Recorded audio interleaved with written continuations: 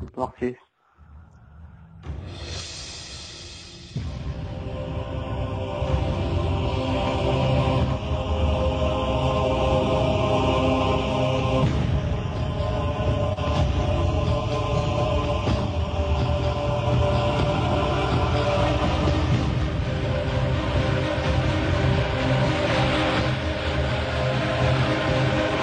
Place à la liberté pour les auditeurs. Bonsoir à tous, il est 20h01 exactement, éteignez-moi ce Évian Paris Saint-Germain et regardez, et écoutez plutôt Liberté pour les auditeurs, on va parler de tribune ce soir, comme tous les soirs, comme tous les mercredis, et c'est avec Stan, Xavier et toute cette pléiade d'invités. Bonsoir Stan. Bonsoir Ludo, merci à toi, hein, Ludo qui s'occupe de la technique, hein, bien sûr, pour que l'émission puisse être diffusée sur notre site, et bien sûr Ludo, animateur de l'équipe de Handball, hein, que vous pouvez retrouver tous les lundis de 20h à 21h. Donc oui, bienvenue à tous et à toutes, hein, dans un nouvel épisode de Liberté pour les auditeurs, vous en avez l'habitude. 20h, 21h30. Hein. Cette semaine, c'est Xavier qui a le rôle de s'occuper de un petit peu la technique sur les appels et tout. Donc normalement, il a l'habitude, donc ça se passera très bien. Grosse émission, hein, encore ce soir, hein, parce qu'on parlera bien sûr du Paris Saint-Germain. Hein, et il y a ceux qui sont refoulés du côté de Charletti.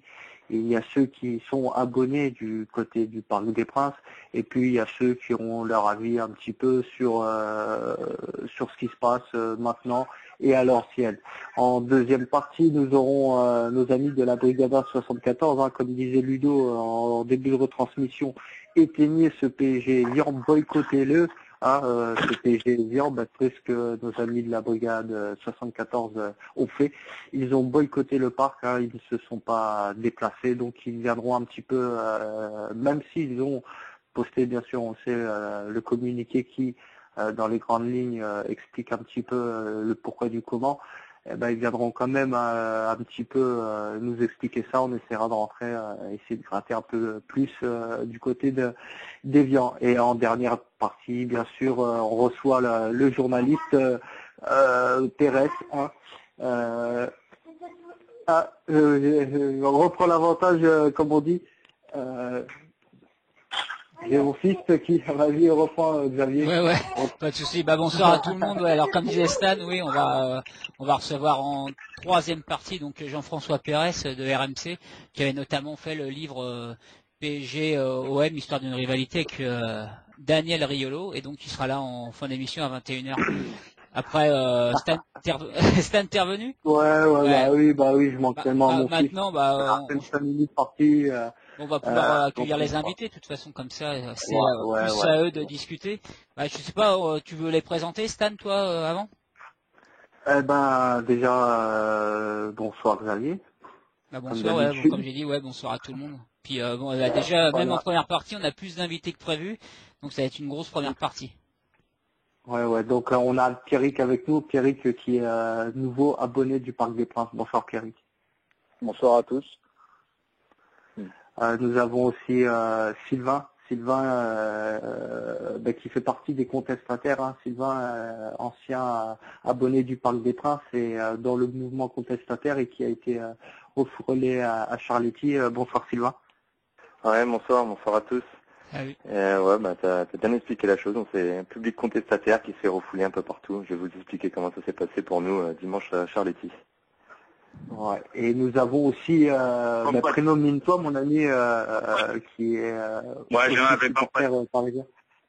Pompote, je m'appelle Pompote, je suis supporter parisien et je suis abonné aussi, mais ça m'intéresse plus l'ambiance. Mais j'en parlerai après. D'accord. Ça marche. Allez, on va commencer tout de suite Xavier avec Sylvain, hein, comme on l'a dit. Un mouvement contestataire, on essaye aussi de faire comme on peut pour supporter nos couleurs, hein, que ce soit chez les jeunes ou chez les féminines, et on peut plus rien faire. Même si là, en plus, c'est même pas spécialement contestataire. Là, je pense que, je sais pas, moi, je devais pas y aller de toute façon, mais cette fois-ci, je pouvais pas y aller. Mais il me semble que c'était en plus pour encourager. peut-être quelques contestations, mais c'était surtout pour encourager, comme ça a été fait en Gambardella il n'y a pas longtemps pour PSG Rennes. Donc on a vu, et c'est pas la première fois, c'est ce que j'ai mis, parce qu'il y a leur boulot qui a mis des florilèges de photos par rapport au match de dimanche, et comme Sylvain a mis, et puis moi aussi, j'ai dit peut-être qu'il faudra peut-être dire que c'est dommage, parce que souvent les féminines, il n'y a pas grand monde, mais bon, c'est pas la première fois qu'on recale des supporters pour les féminines, et Sylvain, il pourra en témoigner encore une fois. Je vais te laisser parler, Sylvain. Ouais, bah carrément, c'est clair que de toute façon, il n'y avait pas foule devant Charletti, donc l'ambiance devait être 0, donc c'est pas 25 personnes en plus qui auraient changé quelque chose, c'est sûr, mais bon... voilà quoi. Donc je vais vous expliquer un peu comment ça s'est passé pour nous. Donc on voulait effectivement le Parc des Princes, on a mis une croix dessus parce que c'est même plus la peine, on n'essaye même plus. Enfin c'est mort de chez mort quoi, je pense pour nous en ce moment. Pour les matchs à l'extérieur c'est pareil. Pour les matchs de Coupe d'Europe qui était quand même une alternative pour nous à l'époque, c'est mort aussi de chez mort. Comme ça s'est passé à Leverkusen quoi. On avait le PSG avait été contraint de réouvrir sa billetterie au moins en ligne pour les matchs à l'extérieur. Donc on avait profité de cette occasion pour au moins essayer de se déplacer dans un parkage comme à Leverkusen, mais bon, toutes nos places ont été annulées quasiment, enfin 90% de nos places ont été annulées. Donc voilà, c'est clair que le parc, l'équipe PSG masculin, quoi, c'est fini. Mais en plus, si je peux intervenir, c'est pas moi, je peux intervenir là-dessus. Vas-y. Bah justement là-dessus, moi aussi j'étais dégoûté. Ils ont arrêté 3 bus pour rien. Et je connaissais pas mal de gens et voilà, au bout d'un moment, faut laisser les supporters aller libres de circulation. Il y a des lois Schengen, c'était pour ça. Là, il y a un peu d'abus du PSG et de la France. Alors, ils veulent accueillir l'euro et comment ils vont faire? Non, mais le gros souci surtout, c'est que certains ont espéré au moment où je me rappelle quand il y avait les Leverkusen, on pouvait réserver des places. On s'est dit peut-être c'est une main tendue du PSG. Je pense que c'était plutôt un piège. Ils ont bien montré de toute façon que même si tu pouvais prendre des places, il y a des personnes qui désiraient pas recevoir. Et voilà, maintenant le message est clair. Il y a certains supporters, et ça a été vu dans le reportage où un dirigeant que tout le monde connaît, mais qui parle masqué, dit ouvertement, on peut pas les mélanger, on choisit le public qu'on accueille au parc, qui avait déjà été dit avant. Et voilà, c'est la preuve, il y a des gens qui ne désirent plus avoir, et le message est complètement clair. En parlant de faux espoirs... Et ensuite, le paradoxe, c'est que maintenant, il dit qu'il y aurait peut-être un retour des ultras, peut-être, bien sûr, il faut le mettre en gros majuscule, le peut-être, mais pour l'instant, ils sont en pleine reconstruction, donc ils ne peuvent pas accueillir ce genre de spectateurs. Donc c'est double langage, c'est langue de bois, c'est un coup blanc, c'est un coup noir, comme voilà, donc c'est vrai que ça devient récurrent, et à un moment donné, il va falloir que tout ça s'arrête, ou qu'il se passe quelque chose, comme pour faire une autre petite parenthèse, la semaine prochaine, ce sera une grosse émission. La semaine prochaine, on recevra sûrement les fondateurs du CNSF, que ce soit à la Nantaise, les socios de Nancy, et on fera une grosse émission là-dessus, parce qu'ils étaient aux assises du supporter. Donc la semaine prochaine, on rentrera vraiment politiquement incorrectement. Continuez les amis.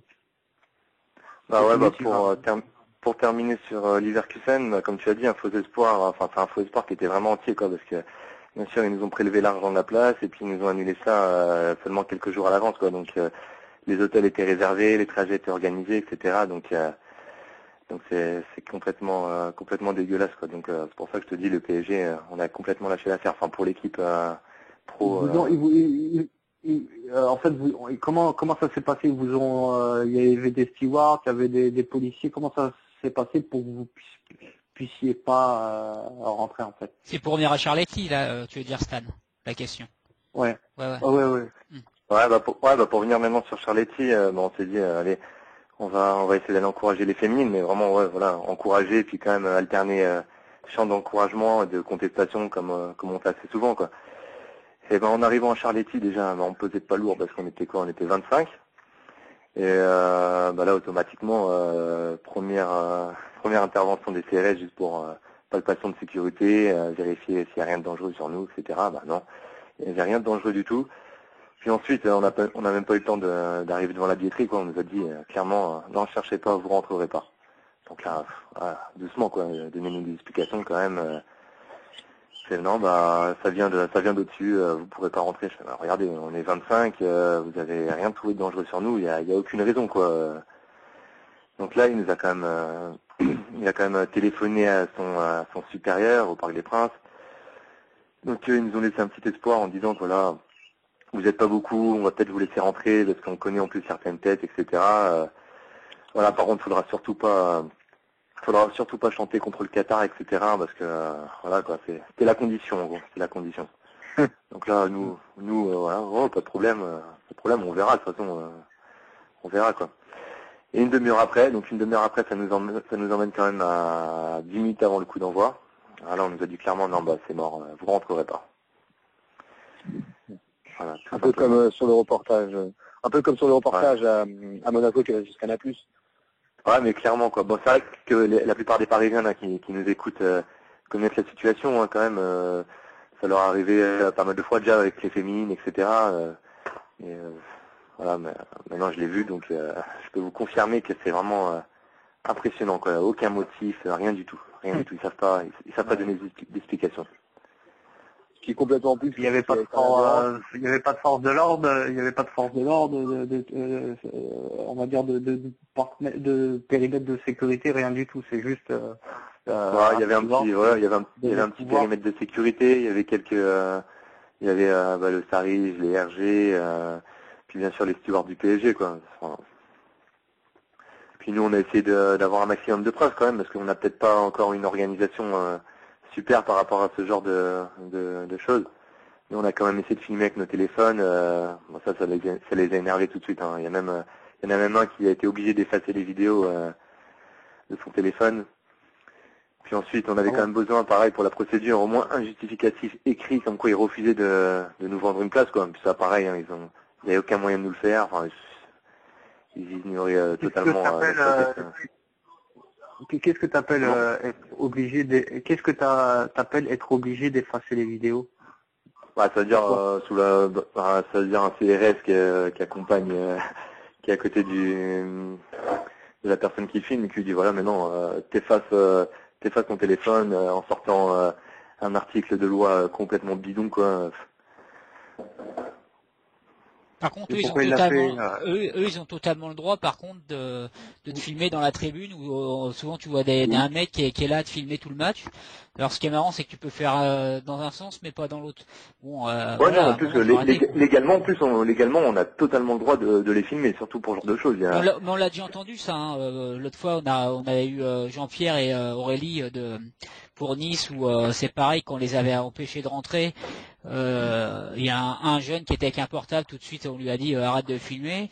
Voilà, il y a eu plusieurs choses comme ça. Souvent, il y a eu un autre cas comme ça. Je crois Stan, on avait entendu que voilà, ils aiment pas que tu filmes parce que tu montres des choses, mais en même temps, de toute façon, qu'ils assument. De toute façon, on empêche de rentrer les gens, tout le monde, et ça c'est en plus, et ça choque pas énormément. Et encore, c'est quand même encore deux choses qui sont parallèles, que ce soit les forces de l'ordre et après la direction et les salariés du PSG que sont les stewards. C'est quand même deux choses qui sont un peu différentes, mais bon. Et qui c'est qui empêchait là qui a dit d'effacer les vidéos? C'était les forces de l'ordre, c'était pas les.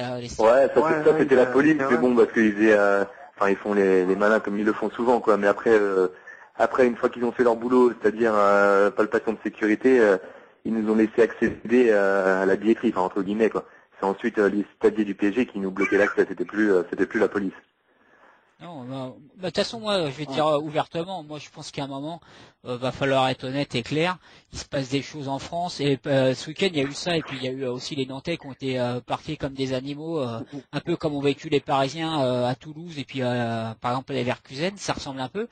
Mais à un moment, va falloir ouvrir les yeux un petit peu, parce que comment certains dirigeants qui disaient on a besoin de vous, le 12e homme ou de l'union sacrée au moment de la descente, on les entend pas tellement. Et puis il y en a certains qui sont même encore au club. Il y a un moment, faut dire ouvertement, voilà, il y a des gens qui ont fait partie des supporters, des gens qui étaient dans les tribunes et qui n'étaient pas des délinquants, faut arrêter.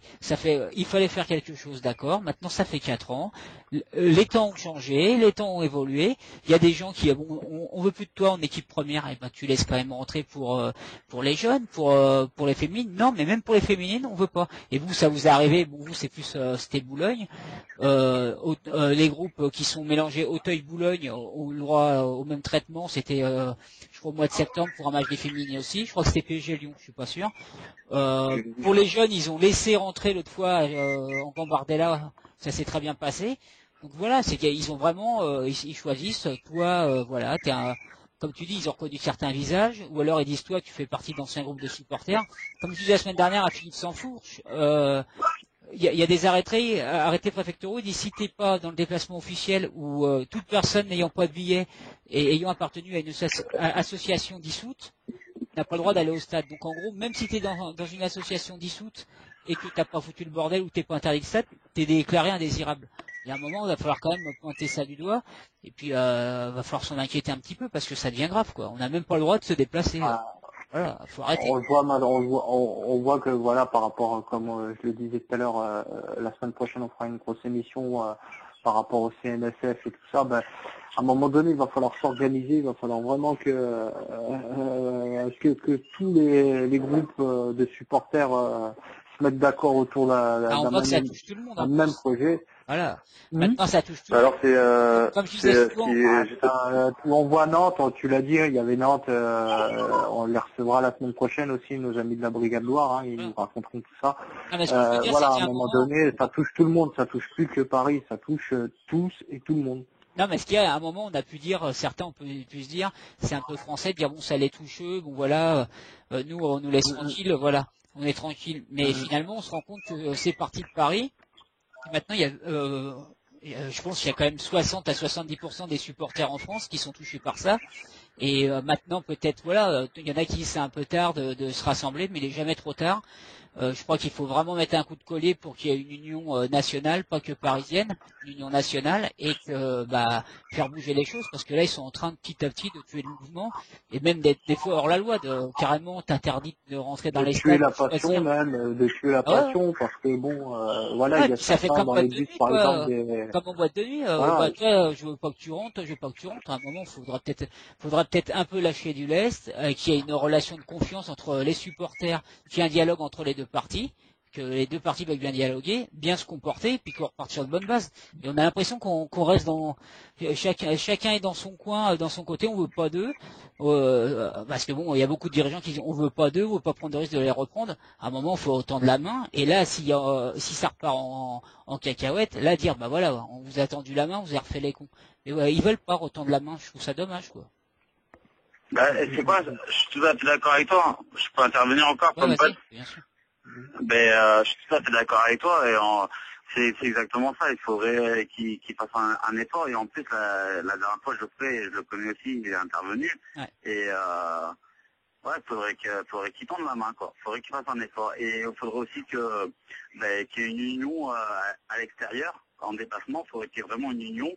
À l'hiver, il y a quelqu'un, il a essayé de faire l'effort et pour faire une union. Et ça, moi j'ai kiffé et ouais, le petit délire qu'on s'est fait avant le match, c'était sympa et c'est des trucs comme ça qu'il faut trouver. Toi, tu es abonné cette année au Parc des Princes, Pampote, c'est ça? Ouais, je suis abonné, mais bon, moi, ce que je kiffe, en fait, ce que j'ai commencé à kiffer le PSG en 97, quand j'étais invité, au début, j'ai regardé les tribunes. C'était magnifique, ça m'a donné envie d'y aller. Dès que j'ai pu avoir mon salaire, je me suis abonné. En 2006-2007, je me suis abonné et j'ai kiffé. Et puis après, c'est fini quoi. Depuis 2010, faut dire ce qui est, on se fait chier. Ouais, clairement. Donc depuis 2010, tu retournes au Parc des Princes. Ouais, on se fait chier. Même au pire, à la rigueur, je vais dire, la seule ambiance que j'ai connue bien à l'extérieur, que j'ai aimé, c'est une 4x4 à Lyon. Bon, c'est le seul truc que j'ai bien aimé. Et on sait pourquoi. On sait parce qu'il y avait beaucoup d'anciens abonnés dans la tribune. Voilà. Et c'est de là aussi que ça s'est un petit peu corsé, hein, je crois. Et après, il y a eu le dernier match à Lorient. Et c'est de là qu'ils ont voulu un peu durcir le ton parce que là sur ce match-là justement à Lyon, les supporters avaient prouvé qu'on pouvait quand même être là malgré qu'on ne veuille pas de toi en se débrouillant. Donc c'est vrai que depuis, c'est comme les contre-parquages, ils font tout pour qu'il y en ait plus. Mais ouais. Voilà. Voilà. Non mais après oui moi de toute façon comme je dis à un moment faudra maintenant les groupes à Paris on est tous un peu dispersés dans notre coin. Maintenant je vois que ça commence à bouger à droite à gauche et d'ailleurs l'émission de la semaine prochaine sera consacrée à ça comme tu disais Stan en grosse partie et c'est bien si ça bouge un peu partout parce que le mouvement il s'éteint un petit peu, on essaye de le combattre, que les gens lâchent pas, essayent de défendre ce qui reste un petit peu, faut le faire avant qu'il n'y ait plus aucune chance et je pense qu'il faut surtout, c'est par rapport aux médias, enfin aux médias surtout aux dirigeants, montrer que les supporters sont ouverts à discuter. C'est à eux aussi de tendre la main. Après, c'est sûr que du côté des supporters, faudra pas être exemplaire, mais être le mieux possible pour pas donner le bâton pour se faire battre. Mais ouais, ça serait bien qu'il y ait un dialogue ouvert entre les deux parties et très vite. Ouais, vas-y. Qui voulait intervenir? Moi, je voulais savoir juste parce que Sylvain, je sais que tu vas pas pouvoir rester très longtemps. Toi, Sylvain, là, quand tu vois ce qui se passe, encore ce qui s'est passé dimanche, ça te décourage, toi, ou ça te donne envie justement de rien lâcher? Bah justement, j'allais rebondir sur ce que tu venais de dire là. Alors, ce qui s'est passé dimanche, par exemple, je vais déjà t'expliquer que sur les 25 personnes, il y a quand même des gars qui venaient de la région d'Angers, donc ils ont fait quand même un gymnase, ils sont venus d'Angers un dimanche de Pâques pour suivre l'action. Il y en a 2 qui sont venus de Reims, il y en a un qui est venu de Verdun en train, il avait son train juste après le match. Et quand je vois des mecs motivés comme ça, même si là pour l'instant ils sont pas beaucoup, ça me donne envie de continuer et de toute façon je lâcherai rien, parce que c'est ma passion. Quand je vois ce que le PSG est en train de nous faire, je me dis que je lâcherai encore moins. Et quand tu parlais d'union parisienne, effectivement c'est ce qui va...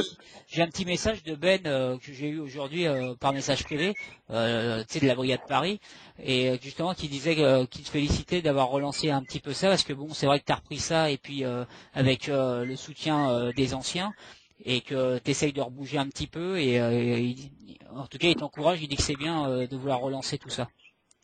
Disons qu'on a créé, pas un groupe, mais on va dire un rassemblement qui s'appelle Boulogne 1978, qui permet justement de rassembler autour de ça, autour des tribunes, parce qu'on connaît très bien Boulogne côté rue, bien sûr, la réputation n'est plus à faire, mais il faut quand même aussi parallèlement se bouger pour nos tribunes, quoi. C'est la base de notre passion, quoi.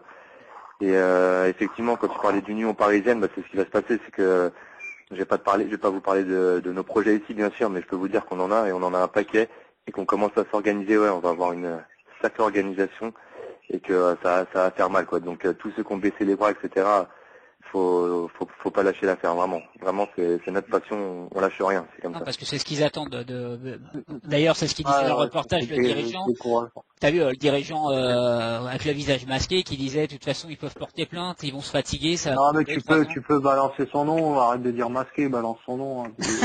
Non, JPDH, enfin Jean-Philippe. Voilà, à un moment, voilà, on va pas non plus trembler parce qu'on va balancer son nom. Non, il assume, lui, il veut se cacher, mais il est grillé à 100 km, donc on peut dire. Après, voilà, il dit ouvertement, de toute façon, ils se fatigueront tout, donc il prend un petit peu les supporters pour des idiots, parce que je pense qu'on en reçoit pas mal, hein, et il y a des mecs qui sont dans le combat, dans des groupes depuis 4 ans, et ils ont appris un peu à se défendre, et il y a déjà eu des cas où on voit que quand tu portes plainte, dans des groupes organisés, ça bouge un peu parce que les gens ont plus peur de porter plainte. Avant, peut-être, tu pouvais dire ouais, je suis tout seul, je suis dans mon coin, ça va servir à rien. Mais maintenant, de plus en plus, on voit encore à Leverkusen, il y a 11 supporters qui ont porté plainte.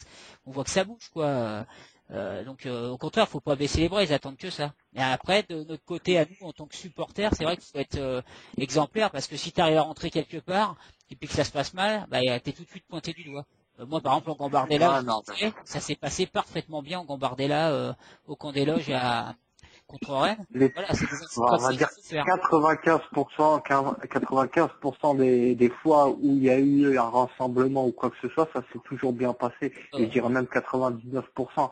Après, il y a toujours 1%. C'est ça qu'on n'entend pas trop parler, puisque ça se passe bien. Bah, bien sûr, voilà, et où on va trouver comme d'anciens dossiers des embrouilles ou des trucs là où il y en a pas. Sylvain, je sais que t'es assez pressé. T'as un dernier message à faire passer, un dernier truc à nous dire avant qu'on te libère. Bah effectivement, le PSG, c'est sûr, ils attendent que ça, hein, un incident ou quelque chose comme ça, mais c'est effectivement à nous d'être intelligents, puis là on va l'être, et c'est sûr que comment dire, c'est sûr qu'il faudra être vraiment faire attention à chacun d'entre nous, chaque geste, c'est comment dire. Faut être exemplaire, quoi. Tu veux dire, faut montrer le Ouais, meilleur il visage faut être, possible, le meilleur visage possible, pas exemplaire. Que bon, tout de suite les mots forts, mais montrer le meilleur visage possible à tous ceux qui nous regardent, enfin qui regardent les supporters, en se disant tiens ils sont là les anciens, et montrer bah voilà que Disons, la réputation des fois est un peu exagérée, quoi. Disons qu'il va vraiment falloir respecter les gens qui depuis longtemps se battent pour récupérer une partie de tribune, etc. Faut pas va pas falloir tout casser à cause de quelques idiots, parce qu'il y a vraiment des gens qui sacrifient beaucoup de temps, beaucoup d'argent pour leur passion, quoi. Et quand je vois tous les clubs français, enfin tous les supporters français pour ceux qui boycottent le Parc des Princes, je trouve que c'est quelque chose qui est vraiment, je trouve que c'est une belle solidarité, c'est quelque chose qui fait plaisir, quoi. Et Donc, ouais, t'enverras tous nos respects à ceux qui sont venus de Reims, de Verdun, comme tu disais, d'Angers pour un match comme ça, qui malheureusement se sont fait refouler. Et là, c'est vraiment de la grande passion. Ils avaient envie de se retrouver en petit groupe, chanter. Malheureusement, ils n'ont pas pu, mais respect à eux. exactement, c'est un exemple, quoi. C'est pour tous les mecs de Boulogne qui sont découragés de penser à ces gars-là, c'est un véritable exemple, et moi ça me donne la force de continuer. Et bah voilà, pour terminer, j'en profite donc pour passer le bonjour à tous les gars qui suivent Boulogne 1978, toute la milice Paris qui est mon groupe, à Victor qui est encore avec le bracelet, aux deux Bodega qui viennent d'en finir avec leur interdiction de stade, et à tous ceux qui luttent pour leur passion, quoi. Donc merci à vous, merci à vous deux de m'avoir invité pour pouvoir parler de tout ça, et puis bonne continuation. Bah, c'est normal, mais merci à toi Sylvain. Moi j'aurais aussi, bah voilà, pour les gars de Boulogne, une petite phrase, parce qu'il y en a qui lâchent aussi l'affaire. C'est des petits emblèmes de notre tribune, hein. Voilà, quand la légende devient réalité, bah, notre honneur s'appelle fidélité. On sait ce que ça veut dire chez nous. Merci Sylvain, et on lâchera rien. À bientôt. Ciao. À bientôt. Stan, je me permets de te dire, je vais rajouter quelqu'un à l'émission. Donc je pense que c'est notre ami de la Brigada 74. D'accord. On termine vite fait avec nos amigos Parigo, et on enchaîne avec toi. Reste en ligne avec nous. On termine vite fait avec Pierrick. Tiens, Pierrick qui est on t'a pas entendu parce que t'es nouveau, t'es un abonné du Parc de, ouais, non, t'es un abonné du Parc des Princes, de ce nouveau Parc des Princes, hein, on va dire. Et puis bon, voilà, toi, t'as tes petits coups de gueule, il y a des choses, Voilà. tu dois nous dire et que tu peux nous dire. Voilà, donc ma passion a été transmise par mon père, qui était abonné qui faisait partie des Boulogne Boys à l'époque. Donc je suis allé à quelques matchs à Boulogne, ça m'a vachement intéressé, j'adorais l'ambiance et tout. Et à partir du moment où j'ai commencé à gagner mon argent, là j'ai décidé de m'abonner cette année au Parc des Princes. Donc au final, à ma grande déception, et aussi au final pour voir des actes que je trouve totalement scandaleux. À Boulogne par exemple, il y a un petit groupe où il y a encore quelques contestataires, où on essaye de coordonner les champs, on essaie de faire le maximum possible, mais ça reste quand même très très compliqué parce que c'est très dispersé. Donc je vais vous donner un exemple sur l'avant-dernier match. C'était PSG Saint-Etienne. On a lancé un chant et il est mort le Parc des Princes. Et 20 secondes plus tard, un groupe de stewards est intervenu pour nous expliquer que c'était pas normal, qu'on allait faire des problèmes avec les dirigeants Qatar, que c'était pas un endroit pour dire ça, ou que on a encore contesté encore plus. Dans mon cas personnel, il y a eu des interventions du steward, des supporters fuyés. Donc moi, j'ai voulu, comme ce dernier supporter, je crois que c'était Sylvain, qui a voulu rentrer à Charletti, j'ai sorti mon téléphone pour filmer encore cette action. Pareil, steward, ils m'ont menacé d'effacer ma vidéo, d'aller au commissariat en bas du Parc des Princes. Donc je trouve ça, moi, vraiment complètement aberrant. Donc voilà, c'est quasiment tous les matchs comme ça, quasiment tous les matchs, il y a un problème. Par exemple, quand quelqu'un se fait choper en train de fumer, ça on le dit pas. Et les stewards, quand ils font une intervention, en général, c'est plutôt musclé. Ils donnent des coups, plein de choses comme ça, plein d'injustices. Et ils veulent vraiment tuer la passion. Donc c'est vraiment, vraiment, vraiment très compliqué, vraiment très dommage. Surtout que je pense que cet amour pour le PSG, je pense que les jeunes, les nouveaux supporters du PSG ne l'ont pas forcément. Et il faut vraiment pas perdre cette culture pour essayer de la transmettre aux jeunes, aux prochains supporters, pour aussi éveiller une sorte de mouvement contestataire ou ce genre de choses. De toute façon, ce qui est Je pense clair, que c'est possible. Ouais, excuse-moi, Dan, mais est-ce que tu penses que c'est possible vu à peu près les personnes qui peuplent le Parc des Princes? Pour organiser une action? Un mouvement contestataire à l'intérieur du Parc des Princes, c'est un petit peu. Ce serait pas voué à l'échec ou voué au suicide? C'est pas suicide, bien sûr, mais voilà, le fait d'être évicté, viré, et considéré aussi comme indésirable, ça vous fait pas peur ce genre de situation? C'est vrai quand même qu'on a un peu peur des fois pour notre ado, mais je pense que on pense que le combat en vaut la peine. Vraiment que le combat en vaut la peine et qu'il faut vraiment rien lâcher. Surtout que, vous, par exemple, les anciens ne peuvent plus rentrer au Parc des Princes. Il faut quand même qu'il y ait des personnes pour dire aux gens, faut que les gens sachent, faut que les gens comprennent que c'est plus possible d'avoir une injustice et comment était le Parc des Princes avant 2010. Mais je pense que tu l'as connu avant 2010, le Parc des Princes? Ouais, j'ai dû y aller une dizaine de fois. J'ai fait j'ai fait quelques matchs à Boulogne, j'ai fait quelques matchs en tribune G, donc avec les Authentiques. J'ai pas fait plus d'une dizaine. Ouais, les Authentiques. Donc cette année, quand je me suis abonné, je savais que c'était comme ça, mais je pensais pas à ce point. Moi, malheureusement, je pense que de toute façon, le combat, il est perdu d'avance avec ceux que tu dis qui sont au Parc des Princes, parce que il reste quelques mecs comme vous ou d'autres qui sont retournés des anciens, voilà, qui connaissent le truc. Mais la plupart, ils vont écouter ce qui se dit dans les grands médias, et dans les grands médias, ça va être quoi? Ça va être mais aussi il y a moins d'ambiance, moins de passion, mais regardez, le stade, il est plein, il y a une belle équipe, on peut y aller en famille, il y a des enfants, et puis voilà, le même discours qu'on entend partout. Et puis surtout, il y a eu des morts avant, il y a eu 2 morts, on pouvait pas laisser faire ça.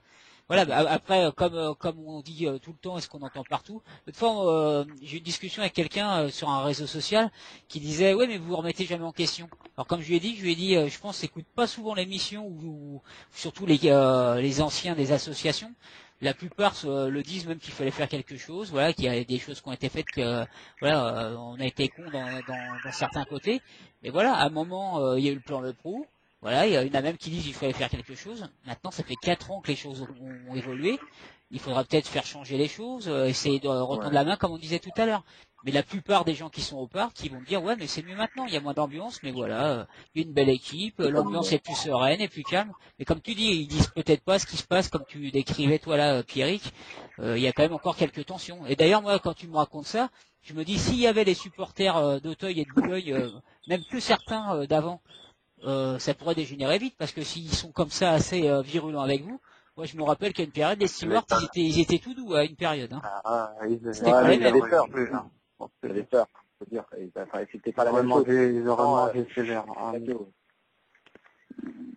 On est des agneaux maintenant. Ils auraient pris des fessées comme à l'ancienne, hein, je pense.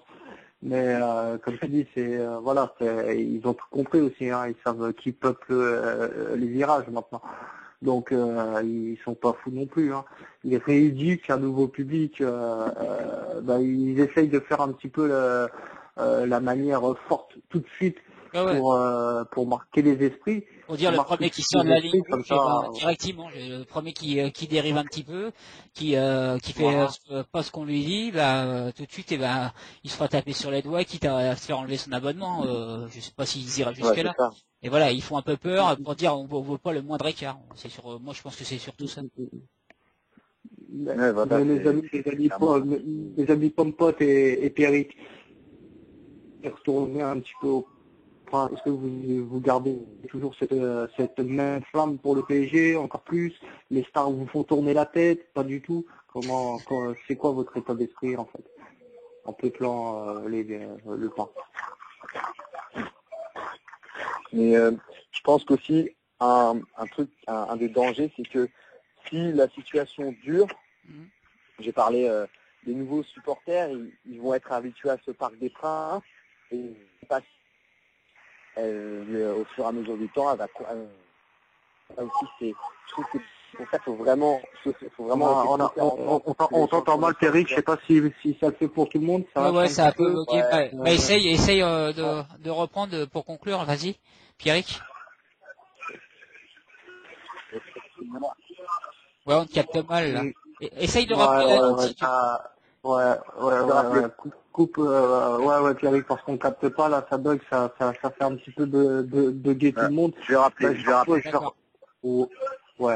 Après, on va enchaîner aussi avec nos amis de la Brigada 74. On va pas rester non plus. On va finir avec Pompote. On va dire Pompote. Je réitère ma question. Non, mais j'ai passé un message bref en plus. C'est juste ils ont très bien résumé votre émission. Elle résume très bien le tout. Je vois encore Bouquin qui parlait la dernière fois et même les autres fois le journaliste de RMC que vous avez invité. Tous ils disent la même chose. Non, la semaine dernière tu parles. Tu parles de la semaine dernière, non? Le journaliste. Ouais. La semaine dernière, le journaliste, et puis il y a 2 semaines, la semaine dernière, il y a Bouquin, il est intervenu. Oui, bien sûr. Ouais. Et tous ces gens-là, ils font rêver, et il faut continuer le combat, et je reste persuadé qu'un jour, tôt ou tard, que ça reste, on revivra ce qu'on a vécu. On le souhaite, hein, tout le monde le souhaite, hein, on est là aussi pour ça. Peut-être que l'émission, non, ça s'arrêtera pas parce qu'il y aura peu de combats, je pense. Mais voilà, on le souhaite, on va conclure avec vous parce que on arrive. On a de plus en plus de gens qui fréquentent le Parc des Princes qui appellent maintenant, parce qu'avant on avait du mal. L'émission est ouverte et on est ouvert d'esprit, on n'est pas là pour tailler tout le temps le parc, ils sont accueillis normalement même s'ils fréquentent encore le Parc des Princes, il n'y a pas de raison. Bien sûr, on est là pour faire avancer les débats, donc il faut discuter avec tout le monde, avoir les avis de tout le monde. Si tu veux conclure avec Pierrick, c'est important. Si tu veux conclure avec Pierrick. Pierrick, on va conclure. On est mieux. On va conclure parce que le temps des films de revient. Voilà, si t'as un dernier coup de gueule à faire, un coucou, un machin, vas-y. Moi, je voudrais passer, je voudrais quand même dire aux gens comme c'était Sylvain qui sont fait refouler. Vraiment, lâchez rien, continuez à transmettre cette passion. Il faut vraiment rien lâcher, il faut se faire entendre et j'espère, les gens qui écoutent l'émission, qui sont toujours abonnés au Parc des Princes, continuer quand même un minimum à essayer de se faire entendre, à essayer de lutter malgré tout pour quand même diffuser le message parce que c'est vraiment plus possible, ils sont en train de tuer notre passion. Donc voilà. Le message est passé. C'est bien aussi que ce message passe de quelqu'un qui retourne au Parc des Princes et on va dire les mots qui se fait chier un petit peu dans les tribunes. Voilà, parce que c'est pas un stade pour se faire chier, c'est un stade pour vibrer, c'est un stade pour avoir des émotions. Voilà, ce Parc des Princes, il est fait pour l'émotion et voilà, avec ce club, fut un temps, on pouvait passer par toutes les émotions possibles. Donc merci à vous les mecs d'être venus vous exprimer. S'il y en a d'autres qui veulent s'exprimer, faites-les, mettez-les en contact. C'est important que ceux qui sont encore abonnés cette année viennent donner leurs sentiments ou leur soutien même, juste pour passer un soutien à ceux qui luttent pour le retour de nos tribunes à la normale. Merci Pierrick et merci Pompon. Pas de problème. C'est un plaisir. À la prochaine. Merci les amis. À bientôt les amis. Ciao. Allez, à bientôt. Merci encore. Merci à vous les amis. On reste encore au Parc des Princes là. On reste au Parc des Princes. On est sur PSG Croix de Savoie qui a eu lieu ce soir. Bon, je sais même pas le résultat et entre nous, je m'en tape. Il devait y avoir quand même un parquage, parce que ils ouvrent quand même le parquage, les Parisiens, mais il manquait une association, Brigada 74, qui ont décidé via un communiqué à nous expliquer qu'ils boycottaient le parc. Mon ami, merci, tu es parmi nous, merci d'avoir accepté l'invitation. Et merci d'avoir boycotté ce Parc des Princes. Déjà, merci à vous pour l'invitation. Et puis, pour le Parc des Princes, c'est juste normal de le boycotter, quoi. Quand j'ai regardé le match, on voit le Parc des Princes, il n'y a pas d'ambiance, quoi. C'est mort, et puis voilà, quoi. Il y a plus l'âme qu'il y avait avant. Et puis, le parquage, il y avait il y avait aucun supporter des Croix de Savoie, déjà. Et puis toutes les associations ont boycotté les déplacements, mais nous on a voulu s'exprimer par un communiqué pour dire notre mécontentement sur le prix des places, et puis des interdictions de matos, quoi. Donc ouais, parce que c'est ça. Moi, je voudrais quand même qu'on en vienne à ça un jour. C'est beaucoup disent le parc est boycotté à cause du prix des places. C'est une des raisons, mais il n'y a pas que cette raison-là. Et ça, faut le rappeler. C'est parce que des fois, on te laisse pas rentrer, le plus souvent d'ailleurs, avec des tambours, des mégaphones, des drapeaux, même des bâches. Donc, il faut rappeler ça aussi. C'est que il y a aussi niveau pécunier, mais il y a surtout le fait que tu puisses pas rentrer ce que tu veux au stade. Et pas des trucs violents, parce que je pense pas que tu fais mal avec un mégaphone, c'est plutôt pour pouvoir lancer des chants et chanter, et ça faut le rappeler, quoi. Et c'est une des raisons pourquoi vous n'êtes pas allé non plus, vous. Ah ouais, parce que nous, pour être assis sur un siège à regarder un match, ça nous intéresse pas. Nous, c'est ce qu'on veut, c'est c'est supporter notre équipe. Après, les 3 dernières années, une fois on a réussi à rentrer un drapeau, une bâche, mais on n'a pas jamais on rentre tout le matos qu'on emmène. Donc après, voilà, c'est dommage. C'est pas nous, surtout nous les supporters des Croix de Savoie, qu'on va foutre le bordel ou toutes ces choses-là. Nous, voilà, c'est juste un ras-le-bol, quoi, d'aller là-bas déjà, et puis être assis, et puis être entouré de stagiaires et de CRS, quoi. Et quand nous les dernières... Voilà, justement, je vais donner le dernier déplacement, vous avez refusé beaucoup de choses pour que vous décidiez ça. Nous les dernières, on n'a rien rentré, donc ça a été clair. Comme ça, nous on est arrivé avec notre bâche, voilà, on vous rentrez rien, on est arrivé avec des drapeaux, il n'y a rien qui rentre, donc. Ils vous donnent une raison après, pour ça ou pas? Ils nous disent ouais que c'est nous après on a demandé une réunion avec la Sécu chez nous. Après c'est pas la Sécu chez nous qui bloque, c'est celle de Paris, ils nous expliquent pas réellement les raisons. Enfin ouais, c'est un ras-le-bol quoi, le Parc des Princes. Et c'est le seul stade en France où vous vivez ça, ou il y en a d'autres que ça commence à venir ailleurs? Non, après nous on a toujours rentré tout le matos qu'on voulait, à part à Saint-Étienne cette année. Voilà, faut les rentrer du scotch autour de la jambe. Après, il faut rentrer des drapeaux 1,50 m, enfin les réglementaires. On peut pas rentrer de grands drapeaux, etc., etc. Donc après Saint-Étienne, je pense, ça va suivre la même philosophie. Enfin, j'espère pas, parce que c'est vraiment dommage, quoi. Et vous êtes la seule association, ou toutes les associations de Croix de Savoie ont boycotté le Parc des Princes? C'est toutes les associations qui ont boycotté. Hein. Après, il y a que nous qui avons fait un communiqué. Ouais, il y a le FODS et les Redfish, ils ont boycotté aussi. Donc, nous, on a fait le communiqué pour que ce soit clair, pour que tout le monde sache aussi un peu la vérité de ce qui se passe en parquage visiteur à Paris. Mais d'ailleurs, Stan, sur le chat, il y a Laurence. On les salue les Redfish alors. Ouais, bien sûr, il y a ils sont pas mal, il y a Joris, il y a Laurence, il y a Barbu, il y en a même qui ne sont pas identifiés mais qui sont là. Et il y a Laurence qui dit, justement, qui est supportrice niçoise, et a dit, d'autres supporters ne sont pas montés, et c'était surtout à cause du matos légal qu'on ne pouvait pas rentrer, et pourtant autorisé par la Ligue même, tambour, drapeau, bâche. Donc on voit que c'est pas un cas isolé, que c'est beaucoup de groupes qui prennent cette décision-là. Bah, tu vois à Lille aussi où voilà, il y a à quelques centimètres près le mât, tu peux pas rentrer ton drapeau parce que le mât est trop long. Enfin voilà, ton écharpe est trop colorée. Certains, bah, c'est parce que voilà, il y a une tête de mort. Enfin, voilà, on arrive à l'absurdité totale.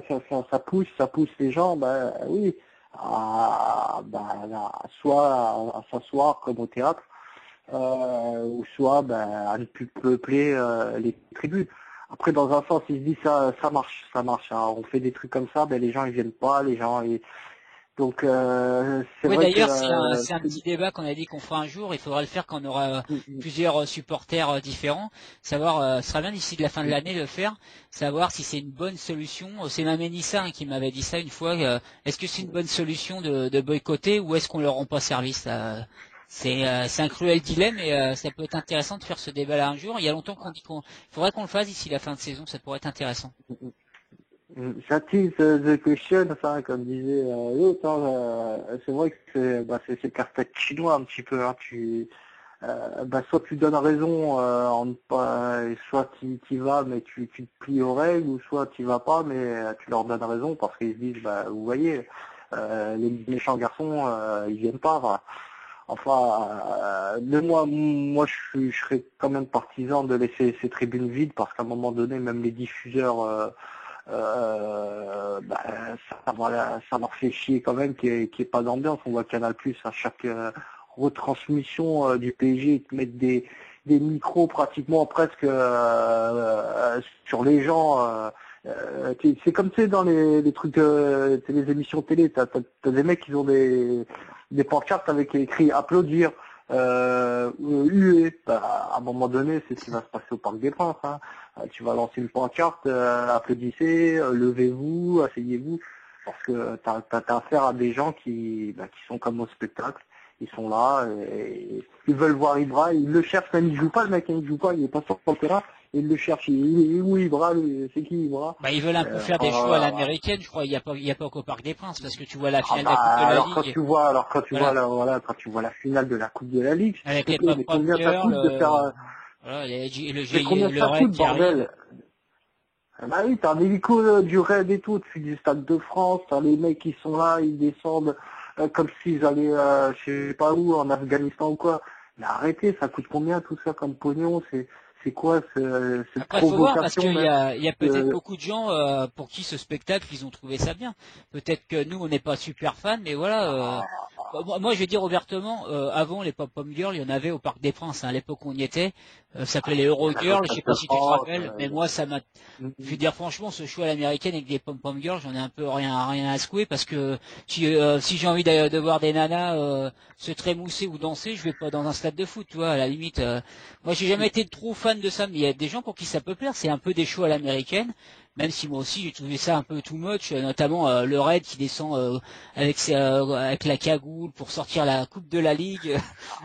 Ça peut plaire à certains. Moi, j'ai trouvé ça un peu too much, quoi. Ouais, si c'est pas de la provoque sans déconner, ou je sais pas, mais franchement c'est abusé là, on frise le ridicule. Et moi je voulais voir avec nos amis de la Brigada 74, vous au niveau répression, est-ce que même à domicile, est-ce que vous voyez que ça durcit ou vous avez encore certaines libertés chez vous même? Bah non, pour le moment on a certaines libertés, mais après déjà il y a un changement de politique à la tête du club qui s'est opéré cette année, donc on va voir plus l'année prochaine, mais durant les 3 dernières années qu'on est en Ligue 1, pas spécialement trop de répression au stade, et puis on a des bonnes libertés. Enfin, ce n'est pas, enfin, ouais. Après ils nous disent ouais les cannes à pêche normalement c'est pas autorisé, donc faites attention, nani nana. Donc ouais c'est un peu quand même sur la ficelle, mais globalement ça se passe bien, et puis on verra l'année prochaine aussi qui sera à la tête du club, s'il va y avoir du changement. Donc tout après je pense l'année prochaine ça va être décisif aussi. Oui, puis vous n'êtes pas ceux qui sont dans le collimateur, Evian, c'est pas ceux qu'on entend le plus souvent parler, c'est plus les gros groupes où les gros Nice, Saint-Étienne, bon Marseille plus ou moins, voilà, on voit que ça bouge un peu partout. Bordeaux, peut-être. Regarde Grenoble-Valence qui avait bien été reporté pour cause de, entre parenthèses, de violence ou de. Non mais je crois que c'est pas une question c'est pas une question tellement de club en Ligue 1, Ligue 2, parce qu'on se rappelle, hein, on avait eu les supporters de Toulon, on voit même Strasbourg peut-être en national qui malheureusement va peut-être, je leur souhaite pas, mais aller en CFA. On voit que quelle que soit la division, c'est un peu par rapport à la réputation que t'as, je pense. C'est plus la réputation qui y fait. Et pour l'instant, vous à Evian, vous êtes assez tranquille parce que votre réputation, voilà, il vous emmerde pas trop et tant mieux quoi. C'est plus une question de réputation de groupe où on est un peu plus vigilant. Et il y en a qui sont vraiment dans le collimateur et d'autres un peu moins. Et tant mieux pour ceux qui le sont pas en même temps. Ouais, c'est sûr. Après nous, on n'est pas un club aussi vieux, ni des groupes de supporters vieux. Hein. Donc après ça se comprend aussi. Hein. Quand on regarde les autres clubs en France, bah voilà, ils ont déjà tous dû passer. Les groupes de supporters aussi. C'est la réputation en fait. Et justement, vous, par le fait d'avoir boycotté, ça a été relayé dans les médias, dans la presse. Je parle de grands médias et grande presse, non? Bah nous, il y a juste localement, il n'y a pas eu plus. Il n'y a pas eu un article spécialement, mais c'était sur les réseaux sociaux aussi. Ça a beaucoup parlé, et puis le Dauphiné vaguement quoi. D'accord, ouais. Moi j'ai une petite question aussi, c'est par rapport parce que nous on parle souvent dans l'émission de l'ambiance du parc, mais on voit que petit à petit, depuis moi que je suis arrivé depuis 2 ans, je me rends compte que ça touche tout le monde, on reçoit beaucoup de supporters de clubs différents, bon certains qu'on n'arrive pas à avoir encore malheureusement, mais toi de ton point de vue, comme tu dois faire souvent des déplacements, ou les échos que t'as, tu sens, notamment depuis que vous êtes en Ligue 1, tu sens que c'est en train de baisser l'ambiance, qu'on voit que les groupes sont touchés par les répressions, on arrive un peu quand même à garder tout ça vivant? Bah, il y a une part, ça reste un côté vivant, parce qu'il y a toujours la passion, qui est ancrée chez les gars, quoi. Donc après, peut-être que ça baisse, mais je trouve où ça a baissé le plus, c'est à Marseille. Enfin, quand on y va, nous, ça baisse. Donc après, je sais pas, après si c'est à cause des travaux, mais. Enfin ouais, non, mais justement, ce que j'allais te dire, les travaux, on en a entendu souvent parler. Cette année, il n'y a pas de travaux. Alors on dit ouais, c'est peut-être les résultats. Ça vient peut-être de choses différentes. Mais d'ailleurs, avec notre invité dans 10 minutes, Jean-François Pérez, lui qui était abonné et puis qui suit Marseille, hein, il pourra nous le dire. Et je pense qu'il y a pas que le stade, il n'y a pas que les résultats, c'est peut-être tout un ensemble aussi. Hein. Ouais, bah oui, c'est sûr. Après, nous, après Marseille, ça leur dit pas de venir voir les Croix de Savoie, quoi. Enfin, ils n'ont pas la même ferveur que s'il y a Nice, s'il y a des gros matchs, quoi. Nous, de toute façon, à chaque fois où on se déplace, on sait que le stade va pas être forcément plein, parce que voilà, on est une petite équipe. Voir les Croix de Savoie jouer, ça intéresse pas tellement de monde. Encore ce soir au parc, hein, il paraît que le parc était assez vide, donc ce que tu dis, c'est en train de se confirmer. Ouais, bah oui, de toute façon, en regardant le match, ça s'est vu à la télé, hein, le parc était pas plein, et puis après, bah, comme j'ai dit, on est un club jeune. Le fait que ça joue en semaine aussi, ouais, 18h30 en plus. À 18h30 mercredi, ouais, je pense que ça met un coup quand même au niveau du public. Quoi. Ouais, c'est sûr. Hein. Ouais, bah c'est sûr aussi, hein, c'est clair. Après, et c'est quoi, toi, les ambiances, par exemple, en Ligue 1 que tu as vu et puis qui font, franchement, qui valent le détour?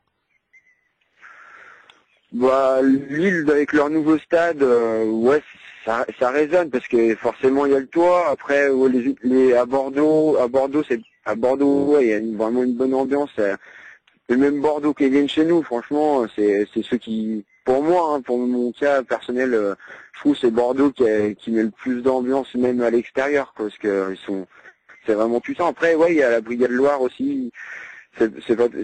C'était pas trop mal là-bas et c'est un bon déplacement, quoi. Ouais, les Nantais font un retour en force cette année, on entend souvent Ouais, parler.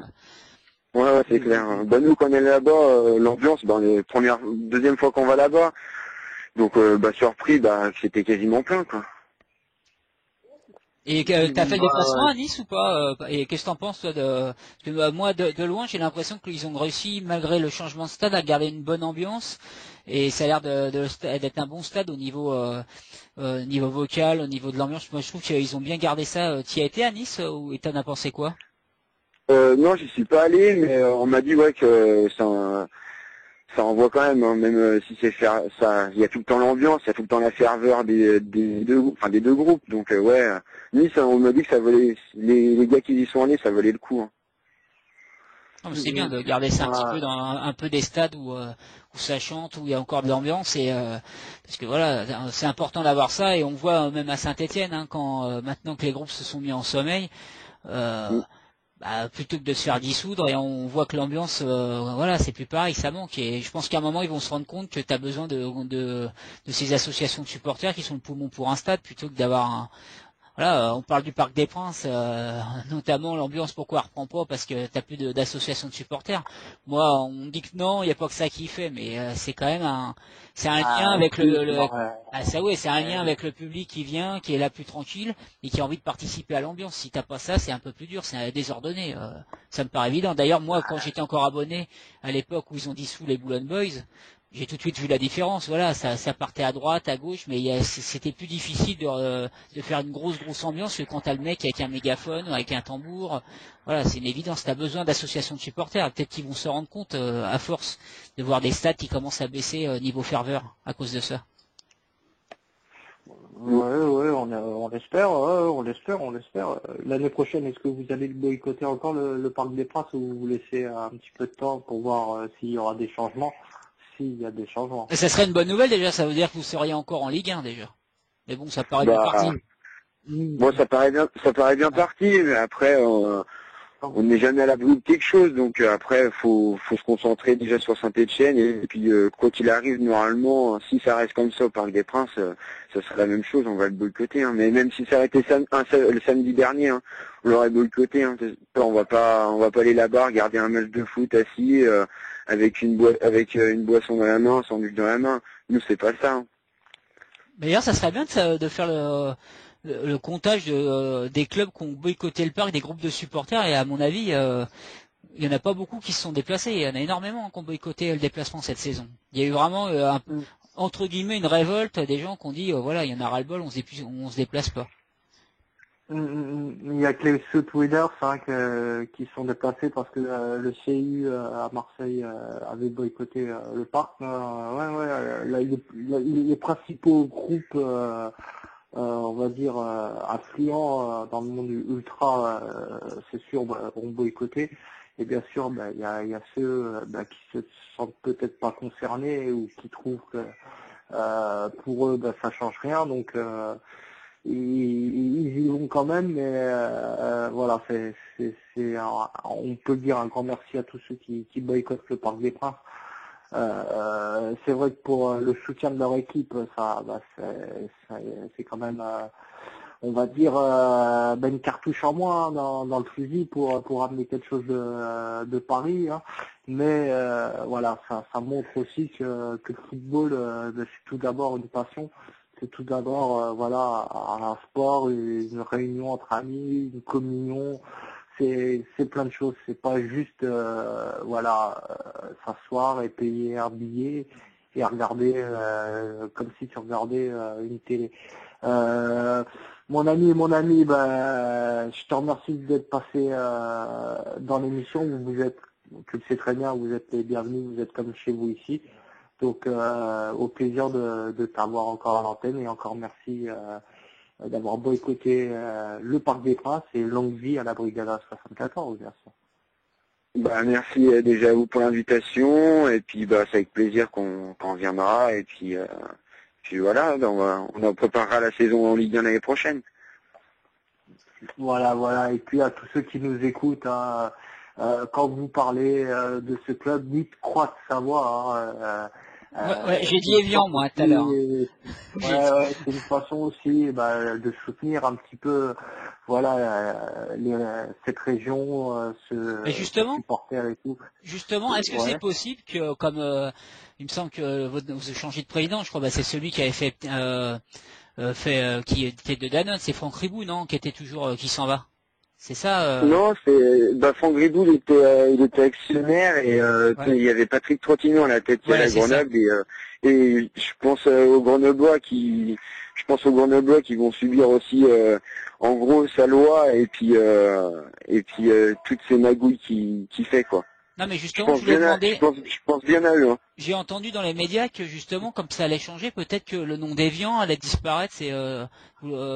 Tu confirmes ça ou pas du tout? C'est pas encore d'actualité. Après, c'est compliqué de changer le nom comme ça. Enfin, après, si on peut le changer et que ça revienne comme avant, c'est avec grand plaisir. Mais je pense pas que ça va être encore cette année qu'on va changer de nom. Déjà qu'on va peut-être plus avoir de maillot rose déjà. Voilà, ça ira déjà un peu mieux quoi. Ah ouais, d'accord. Mais c'est pas maintenant qu'il va y avoir le changement tout de suite. Hein. Il y a rien dans les médias qui parlent de changement du nom. Juste des maillots pour le moment. Après c'est déjà un bon pas de changer un peu de couleur. Oui, parce que votre surnom c'est les bouteilles d'eau. Hein. C'est vrai qu'on voit votre maillot, c'est évident. Ouais. Et en tout cas, pour la plupart, vous êtes plus le cœur il penche avec le nom Croix de Savoie. Quand on parle d'Evian Thonon Gaillard, vous reconnaissez beaucoup moins là-dedans. Après il y a beaucoup sur internet qui disent le TG parce que voilà c'est Evian Thonon Gaillard mais réellement quand tout le monde va au stade les gens ils chantent Croix de Savoie hein. C'est même partout dans le stade les gens quand on lance des chants c'est repris c'est Croix de Savoie il n'y a pas d'Evian ni de TG donc après c'est à nous aussi de leur faire comprendre que c'est pas le TG. C'est clair. Et voilà, donc le message est passé hein, pour nos fidèles de l'émission. Merci à toi, Nego. On salue aussi les Redfish, parce que vous n'êtes pas les seuls à peupler vos tribunes. Et puis vous revenez quand vous voulez. Merci, c'est gentil, il n'y a pas de souci alors. Merci à toi, à bientôt mon ami. Ciao. Merci, bonne soirée. Salut les gars. Bonne soirée. Ciao. Voilà, on a fini ce PSG Croix de Savoie. Normalement, là, on rentre dans le vif du sujet, on va rentrer dans le dur. On va essayer de mettre les petits plats dans les grands, hein, comme on dit. On va passer du côté journalistique. Hein. On va essayer d'avoir tout de suite notre ami Jean-François Pérez d'RMC, et puis auteur du livre PGOM, histoire d'une rivalité qui avait été écrit avec Daniel Riolo. Coécrit avec Daniel et j'allais dire rigolo, non Daniel. Je te la fais plus celle-là maintenant, que t'es passé à l'émission, donc Daniel Riolo qui traite Twitter de caniveau, mais quand tu vois certaines réponses qu'il fait aux gens, faut pas s'étonner parce que moi à mon petit niveau je me permettrais pas de répondre comme ça aux gens, donc après faut pas s'étonner quand tu réponds mal aux gens que les gens te parlent mal quoi. À un moment faut montrer un peu plus. Moi j'étais vraiment surpris, j'ai encore vu des choses ce matin sur Twitter incroyables quoi, mais bon c'est pas le débat. Je contacte Jean-François Pérez que je suis très content de recevoir en plus, donc je l'appelle là, il devrait être avec nous dans pas longtemps, donc là on est en train de l'appeler. Et puis de toute façon il m'a confirmé cet après-midi, donc c'est sûr qu'il sera là. Donc il n'y a pas de souci. J'ai confiance en lui. Le direct, on va lui faire comme d'habitude hein, le coup de la valise RTL. Non, fais-lui pas la valise RTL vu qu'il est sur RMC. Oui, allô? Oui, allô, Jean-François? Oui, c'est bien moi. Ouais, bonsoir, merci, c'est Xavier, donc bienvenue dans Liberté pour les auditeurs. Je vous présente Stan, qui est le responsable de l'émission, et donc on va pouvoir passer la dernière demi-heure avec vous, et on vous remercie encore de l'invitation que vous avez acceptée. Avec plaisir, il n'y a pas de souci. Donc Stan, je pense qu'on te le présente pas trop, tu connais, c'est Jean-François Pérez de RMC, il est souvent dans l'after-foot. Et il a coécrit avec Daniel Riolo, notamment PSG-OM, Histoire d'une rivalité, que j'avais lu et que j'avais trouvé très bien, que c'était bien expliqué. D'un côté le Parisien, d'un côté le Marseillais. Et d'ailleurs, je voudrais envoyer une petite critique à RMC parce que Jean-François Pérez et Eric Dimeco, ce sont deux Marseillais. Et j'apprécie beaucoup Jean-François Pérez et Eric Dimeco, que je veux pas dire que j'adorais comme joueur, hein, bien au contraire. Non, mais ça, je préviens Jean-François, Xavier à 5 minutes, il lèche. Donc il lèche non, mais pendant 1 minute, et après on rentre dans le vif du sujet. C'est ce que je dis souvent, Eric Dimeco. Non, mais Eric Dimeco, que j'aimais pas du tout comme joueur, et il fait partie des consultants que je préfère. Et ça, il est bon quand même, non? Je te félicite pas parce que maintenant je me fais traiter de Marseillais, donc je remercie pas. Non, mais il faut dépasser ça. Voilà, Dimeco, il a été le joueur qu'il a été. Faut pas oublier non plus qu'il a été international français quand même. Et puis par ailleurs, c'est un type qui est intelligent, qui n'a pas de langue de bois, qui est franc, qui est sincère vraiment au quotidien et à la radio. Voilà. Enfin, pour moi, c'est avec Dugarry et 2-3 autres, c'est le meilleur consultant foot à l'heure actuelle dans les médias français, sans aucun problème. Entièrement d'accord. Je suis assez d'accord aussi. Hein. On sent qu'il est vrai, Dimeco, il fait pas semblant, il joue pas un jeu. Il est vraiment, il est honnête et voilà, il est lui-même. On rentre tout de suite dans le vif du sujet, hein, entre Marseillais. Voilà. On sait que t'es super. On va se tutoyer, Jean-François, si ça ne te dérange pas. Il n'y a pas de souci, il n'y a pas de souci.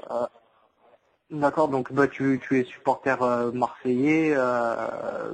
Dis-nous un petit peu ton parcours de supporter et tes meilleurs moments qui ont fait que ce club, tu l'as dans la peau.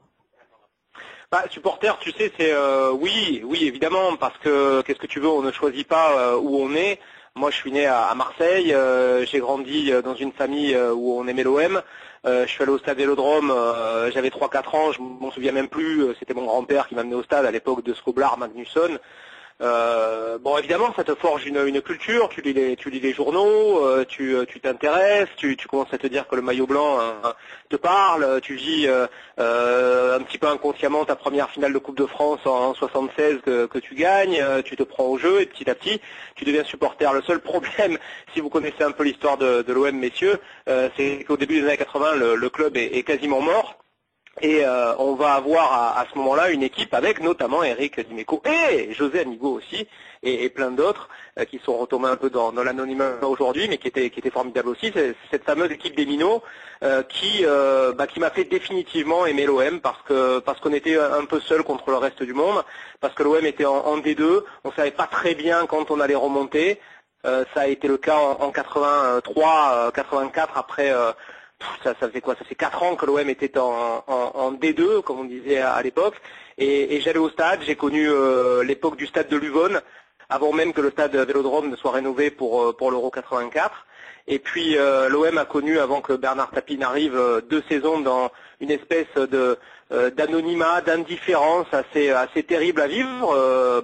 Du coup, ça m'a permis de vivre à titre personnel la naissance du premier groupe de supporters de l'Olympique de Marseille, les Ultras, qui ne s'appelaient pas encore CU 84 comme aujourd'hui, mais c'était simplement les Ultras. C'était nouveau, ça m'a beaucoup plu. Et j'ai fait quelques matchs avec eux. À l'époque, ils étaient en quart de virage dans le vieux stade Vélodrome, sans m'affilier, sans devenir membre de quoi que ce soit, mais j'allais au stade avec ma tenue, avec mes drapeaux. À l'époque, ça me plaisait bien, ça mettait de l'ambiance. Et puis voilà, après là-dessus, Tapie est arrivé, je suis devenu étudiant, j'ai eu un peu de moyens, un peu d'argent, je me suis payé un abonnement, j'ai commencé à faire les déplacements. Et puis tout ça, ça nous a mené jusqu'à Bari où j'étais, puis jusqu'à Munich où je n'étais pas parce que j'étais étudiant à l'époque à Lille et j'étais bien loin de tout ça, même si évidemment j'ai vu ça à la télé. C'est un peu con d'aller à Bari et de rater Munich. Pardon, excuse-moi. C'est un peu con de rater Munich et d'avoir vécu Bari, il aurait mieux valu le contraire. Oui non, parce que tu sais, moi je suis un peu un romantique du foot, ça me dérange pas de l'avouer. Parfois il y a des défaites qui sont peut-être plus belles que certaines victoires et le fait d'être allé à Bari, d'avoir vécu ce premier déplacement massif de supporters de l'OM, on était 25-30 000 dans le sud de l'Italie ce soir-là. Bon, la défaite, vous vous souvenez de ça, cette histoire de séance de tir au but, l'OM qui n'avait pas joué ce soir-là, même si l'Étoile Rouge de Belgrade avait peur de cette équipe. Et derrière, non, Munich, c'est les circonstances de la vie, ça va pas empêcher de finir dans une fontaine tout habillé à Lille, alors qu'il devait faire 10 ou 12 degrés ce soir-là. Mais bon, pour vous résumer la chose, il y a eu un avant et un après de toute façon un tapis. J'ai coupé avec l'OM à partir du moment où Jean-Pierre Bernès a fait son tour d'honneur au Stade Vélodrome quand il est sorti de prison en début d'été. Ce jour-là, je me suis dit, oh là, je ne suis plus, j'y suis plus là dans cette histoire. J'avais vécu VAOM. Carrément. Oui, j'avais vécu VAOM. J'étais au stade ce soir-là, j'ai vu ce qui s'était dit, ce qui s'était passé dans une certaine mesure. J'ai suivi, parce que j'étais à Lille, j'ai suivi l'instruction de cette affaire, de l'affaire VAOM. Et l'OM m'a dégoûté, Tapi m'a dégoûté, je me suis plus du tout retrouvé là-dedans, je n'aimais pas le film qui était joué, j'aimais pas la tournure que ça prenait, et notamment le côté Marseille pur, propre, irréprochable, et puis de notre côté Paris, les instances, Paris Saint-Germain, tous pourris. C'était pas aussi simple, évidemment, comme on l'a vu un petit peu plus tard. Donc j'ai lâché, je me suis pris d'affection pour Martigues, parce que j'ai beau être né à Marseille et grandi à Marseille, je suis un Provençal, j'ai des attaches provençales aussi dans d'autres coins de la région, donc je me suis mis à supporter Martigues, même si c'était pas pareil, et puis je suis rentré au Bercail en quelque sorte, quand Robert Louis Dreyfus est arrivé, lors de la deuxième saison en Ligue 2, quand Tapi est parti, et je me suis dit, bon, bah voilà, ça y est, on repart un peu comme à l'époque des Minots, et il faut revenir à l'OM et il faut souhaiter que ça marche de nouveau pour ce club. Non, et c'est puis vraiment après, une voilà, rancœur, la période Tapi, ça reste un peu, vous avez comme une rancœur, un peu de dégoût, parce que c'est une période qui a vraiment... Un peu blanc-bleu, quoi. Bah, ça a vraiment sali un peu, pas les couleurs marseillaises, mais ça a donné une mauvaise image à cette période-là, quoi. C'est compliqué, c'est très compliqué, et je pense que tu trouveras pas un Marseillais de ma génération pour avoir un point de vue très clair sur cette époque, parce que l'OM sortait de nulle part. Oui, l'OM sortait de nulle part. Ça a été une période en quelque sorte bénie pour nous, parce qu'on voyait du spectacle, on voyait des super joueurs. Enfin, moi je me souviens vraiment, quoi. Chaque déplacement au Vélodrome, c'était un plaisir, quoi. Et on a vécu ça, et on remercie Tapi parce qu'il a réussi à monter en quelques années une équipe dans le contexte de l'époque qui était quand même assez génial et qui semait la terreur un peu partout. Après voilà, après la méthode, on l'a découverte un petit peu plus tard. C'était, je pense évidemment pas que tous les matchs étaient achetés, loin de là. Je pense même pas que la finale ait été achetée. Mais il y a ce soupçon, il y a ces méthodes qui traînaient, il y a tout ça qui fait que ça jette un petit discrédit malgré tout sur cette époque, même s'il faut pas remettre le palmarès en cause.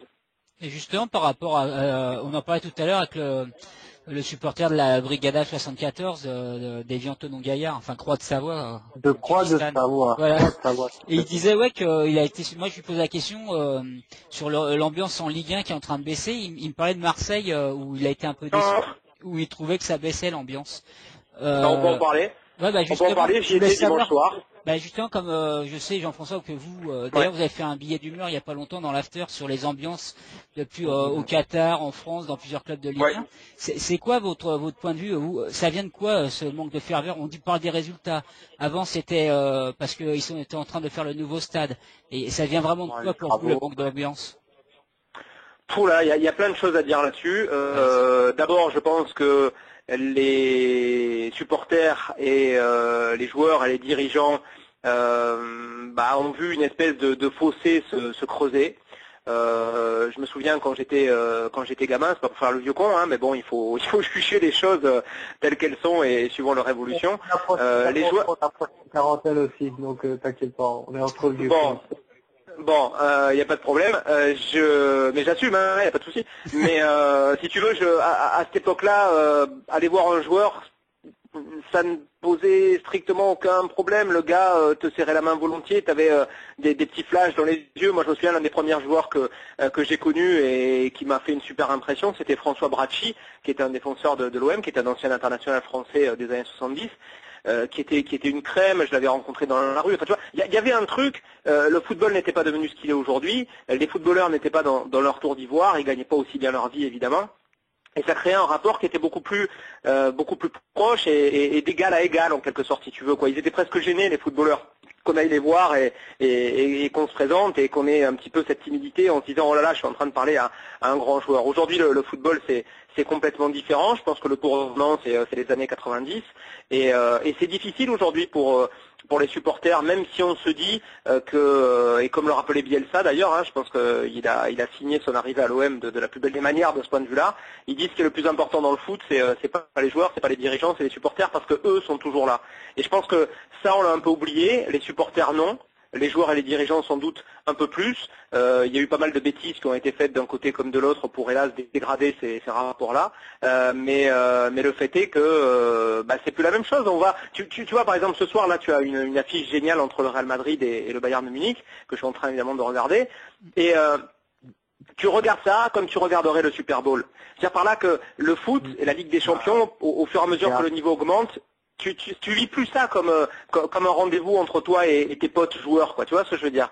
C'est ça qui a changé. On a pris de la distance, tous, les uns envers les autres. Et hélas, je pense que la proximité et la chaleur s'en ressentent. C'est marrant, on en parlait tout à l'heure. Justement, je pense que là-dessus, vous allez être d'accord. Nous, on a été un peu, ça peut plaire à certains. Nous, ça nous plaît moyennement. J'ai trouvé ça too much, moi. Les pom-pom girls, la Coupe de la Ligue et le Red qui descend avec la cagoule, avec la coupe en hélicoptère. C'est un peu le même style, c'est un peu un show à l'américaine, ça plaît à certains, ça plaît beaucoup moins à d'autres, quoi. Moi, je suis pas pour que le football devienne une franchise, un sport à la NBA ou à la NHL. Ça m'intéresse pas, c'est pas le foot que je défends. Moi, je viens d'une époque où on était quelques milliers au Vélodrome, où on faisait les déplacements, où quelque part on était un peu entre nous. Alors c'est vrai que le foot aujourd'hui c'est devenu éminemment plus populaire, et puis après tout tant mieux pour lui, hein, chacun son époque, chacun sa façon de voir les choses. Mais il n'empêche que moi je me reconnais pas forcément dans cette époque. Et mon plaisir en quelque sorte à l'heure actuelle, beaucoup plus que le stade Vélodrome est là, ce qui m'a beaucoup déçu dimanche soir, parce que ça m'arrive quand même d'y aller 4 ou 5 fois par an dans la mesure de mes possibilités, de mon travail. Mais je constate que l'atmosphère n'a plus rien à voir avec ce qu'elle était il y a quelques années, et pas pour le meilleur hélas. Mais mon plaisir maintenant, ça devient d'aller voir un match, vous allez peut-être rigoler hein les gars, mais ça devient d'aller voir un match à Arles-Avignon. Je prends ma place, je vais dans une petite tribune qui s'appelle la tribune genrée, ni vu ni connu, tranquille, et puis je suis à mon match avec les petits vieux, je suis avec le petit cop d'Arles-Avignon, et on vit ça modestement, mais on vit ça de façon très authentique et très sincère. Et je pense que hélas, c'est ce qui manque aujourd'hui au foot de Ligue 1, au foot de haut niveau, et évidemment au foot européen quand on parle des plus grandes équipes. Justement, Jean-François, vous dites que tout ça va faire rire. On salue nos amis des Cop Ultra Avignon, en Estonie. On a reçu. Hein. Ils vont se reconnaître parce qu'ils sont une quarantaine à mettre l'ambiance dans la petite tribune dont je te parle. Et j'aime bien l'énergie qu'ils donnent. C'est des mecs sympas. Je les vois de près. Je m'immisce pas parce que c'est pas mon rôle, mais je vois ça d'un œil très curieux et très affectueux. Et voilà, c'est bien. Ça fait vivre le foot parce qu'il y a pas que le Bayern et le Real, quoi. Mais justement, nous ça nous fait pas rire, Jean-François, parce que vous dites ça. Peut-être certains ça les ferait rire. Et ceux qui écoutent l'émission, et puis nous notamment qui la faisons, par exemple, ça va être on en reviendra après, par rapport au Parc des Princes, ce que c'est devenu et qu'on veut plus de groupes d'ultra ou d'associations de supporters. Il y en a beaucoup qui font comme vous dites, qui sont, ça s'est répercuté, ils ont été plutôt voir d'autres divisions, ils vont voir, il y en a qui vont au Kremlin par exemple voir le foot en salle. Il y en a qui, comme ils peuvent plus suivre le Paris Saint-Germain, soit vont voir les jeunes, soit vont voir d'autres divisions. Et c'est pas étonnant parce qu'on retrouve ça. Et des fois, il y a des petites divisions où on voit des groupes de supporters, même s'ils sont pas puissants, qui donnent une bonne ambiance. Et ça là-dessus, on est totalement d'accord. Ouais, mais ce foot-là, il reste à faire. Cette culture-là en France, elle reste à faire. Elle a un petit peu une mauvaise image, la culture du foot amateur, parce que hélas, il y a ces incidents sur la pelouse et autour qui pourrissent un peu les week-ends et l'image du foot amateur. Mais j'aimerais bien que le foot français sorte de cette culture, on va lâcher le mot footix, pour arriver à ce qu'on peut trouver en Angleterre, où si tu vas passer un week-end à Londres, à Liverpool, à Manchester, tu vas passer 2-3 jours, tu vas t'acheter un billet pour un match de 2e, 3e ou 4e division, et tu vas te retrouver au milieu des odeurs de fish and chips ou de hot dog avec des gars qui sont dingues de leur équipe, qui sont prêts à tout sous la pluie, il n'y a pas d'abri, peu importe, ils sont 4000, 5000. Et pour moi, c'est ça le supporterisme, c'est ça le foot, c'est une affaire collective. C'est-à-dire que c'est pas simplement un spectacle, c'est une communion qu'on doit vivre entre des joueurs, des spectateurs et un destin commun qu'on doit partager, le destin d'un club. Et je pense que s'il y a autant de problèmes aujourd'hui entre les supporters et les dirigeants des clubs de foot, c'est parce que les supporters ne se sentent plus du tout associés au destin des clubs qu'ils supportent. Et il y aurait pas mal de choses à faire en France, évidemment des clubs de sociaux, hein, pourquoi pas, comme Saint-Etienne en a le projet, mais je pense qu'il y a toute une culture du supporterisme à faire en France. On est trop dans l'excès, soit dans la timidité, soit dans la violence, soit dans les revendications. On n'a pas réussi encore à trouver le juste milieu entre dirigeants et supporters pour faire avancer les clubs et leur donner une véritable identité. Mais justement, moi, là, quand je vous écoute parler, vous, ça ne veut pas vous laisser insensible. Je pense qu'à RMC, vous êtes quand même au courant, comme tous les médias, que par exemple, bon, il y a eu un plan Lofre au Parc des Princes, une ambiance qui a changé, et qu'il y a certains supporters qui voudraient revenir encourager, même là, on en a encore vu dimanche, qui sont faire caler aux féminines. Ça vous inspire quoi, vous, que justement, même des fois, on voit des arrêtés préfectoraux interdisant certains supporters de se déplacer? Ça peut pas vous laisser insensible? C'est quoi votre point de vue là-dessus? Est-ce qu'il y a une porte de sortie? Est-ce qu'un jour, il y a une porte de sortie? On suit ça de près, évidemment, ça nous intéresse. Après, c'est un problème qui est beaucoup plus, je pense, complexe que ce qu'il n'y paraît. Il fallait de toute façon réagir face à ce qui se passait à l'époque au Paris Saint-Germain, la haine qu'il y avait entre Boulogne et Auteuil, ça finissait par ressembler à ces clashs qu'on voit entre rappeurs là ces derniers jours, et vous connaissez le résultat. Il fallait réagir, c'était impossible de faire autrement. Donc il y a eu ce plan Le Prou, qui valait ce qu'il valait, mais qui a eu le courage d'exister à une époque où c'était très compliqué de faire bouger les tribunes et les choses en tribune. Sur ça, moi j'ai pas de souci particulier. Par contre, maintenant il y a 3 ans, 4 ans qui ont passé, et j'aimerais bien qu'on passe à une autre phase. J'aimerais bien qu'on accepte de se mettre tous à table, que les dirigeants du Paris Saint-Germain nouveau acceptent de revoir ceux qui ont fait quelque part aussi l'histoire du PSG, parce que même s'il y a eu des débordements inacceptables, les virages Auteuil et Boulogne, ça faisait l'ambiance, ça faisait quelque part l'histoire de ce club-là, l'identité en quelque sorte de ce club. Et c'est vrai qu'en transformant les spectateurs, en payant, en enlevant tout ce qui est un petit peu supporter, tout ce qui est revendicatif, le PSG a gagné une image d'entreprise bien propre, mais a perdu ce qui faisait son charme, parce que le PSG c'est un club qui est tout jeune, mais en 40 ans qui avait réussi, malgré encore une fois les excès que je condamne, il n'y a pas de problème là-dessus, mais avait réussi à se créer une identité. C'était un club qui avait une âme en quelque sorte. Et hélas, je trouve que depuis l'arrivée des Qataris, parce que l'économie est prioritaire dans leur schéma de développement du club au détriment de tout ce qui est culture, supporterisme, etc. Ça, je pense qu'ils s'en foutent complètement. C'est juste pour le décor, pour faire joli à la télé.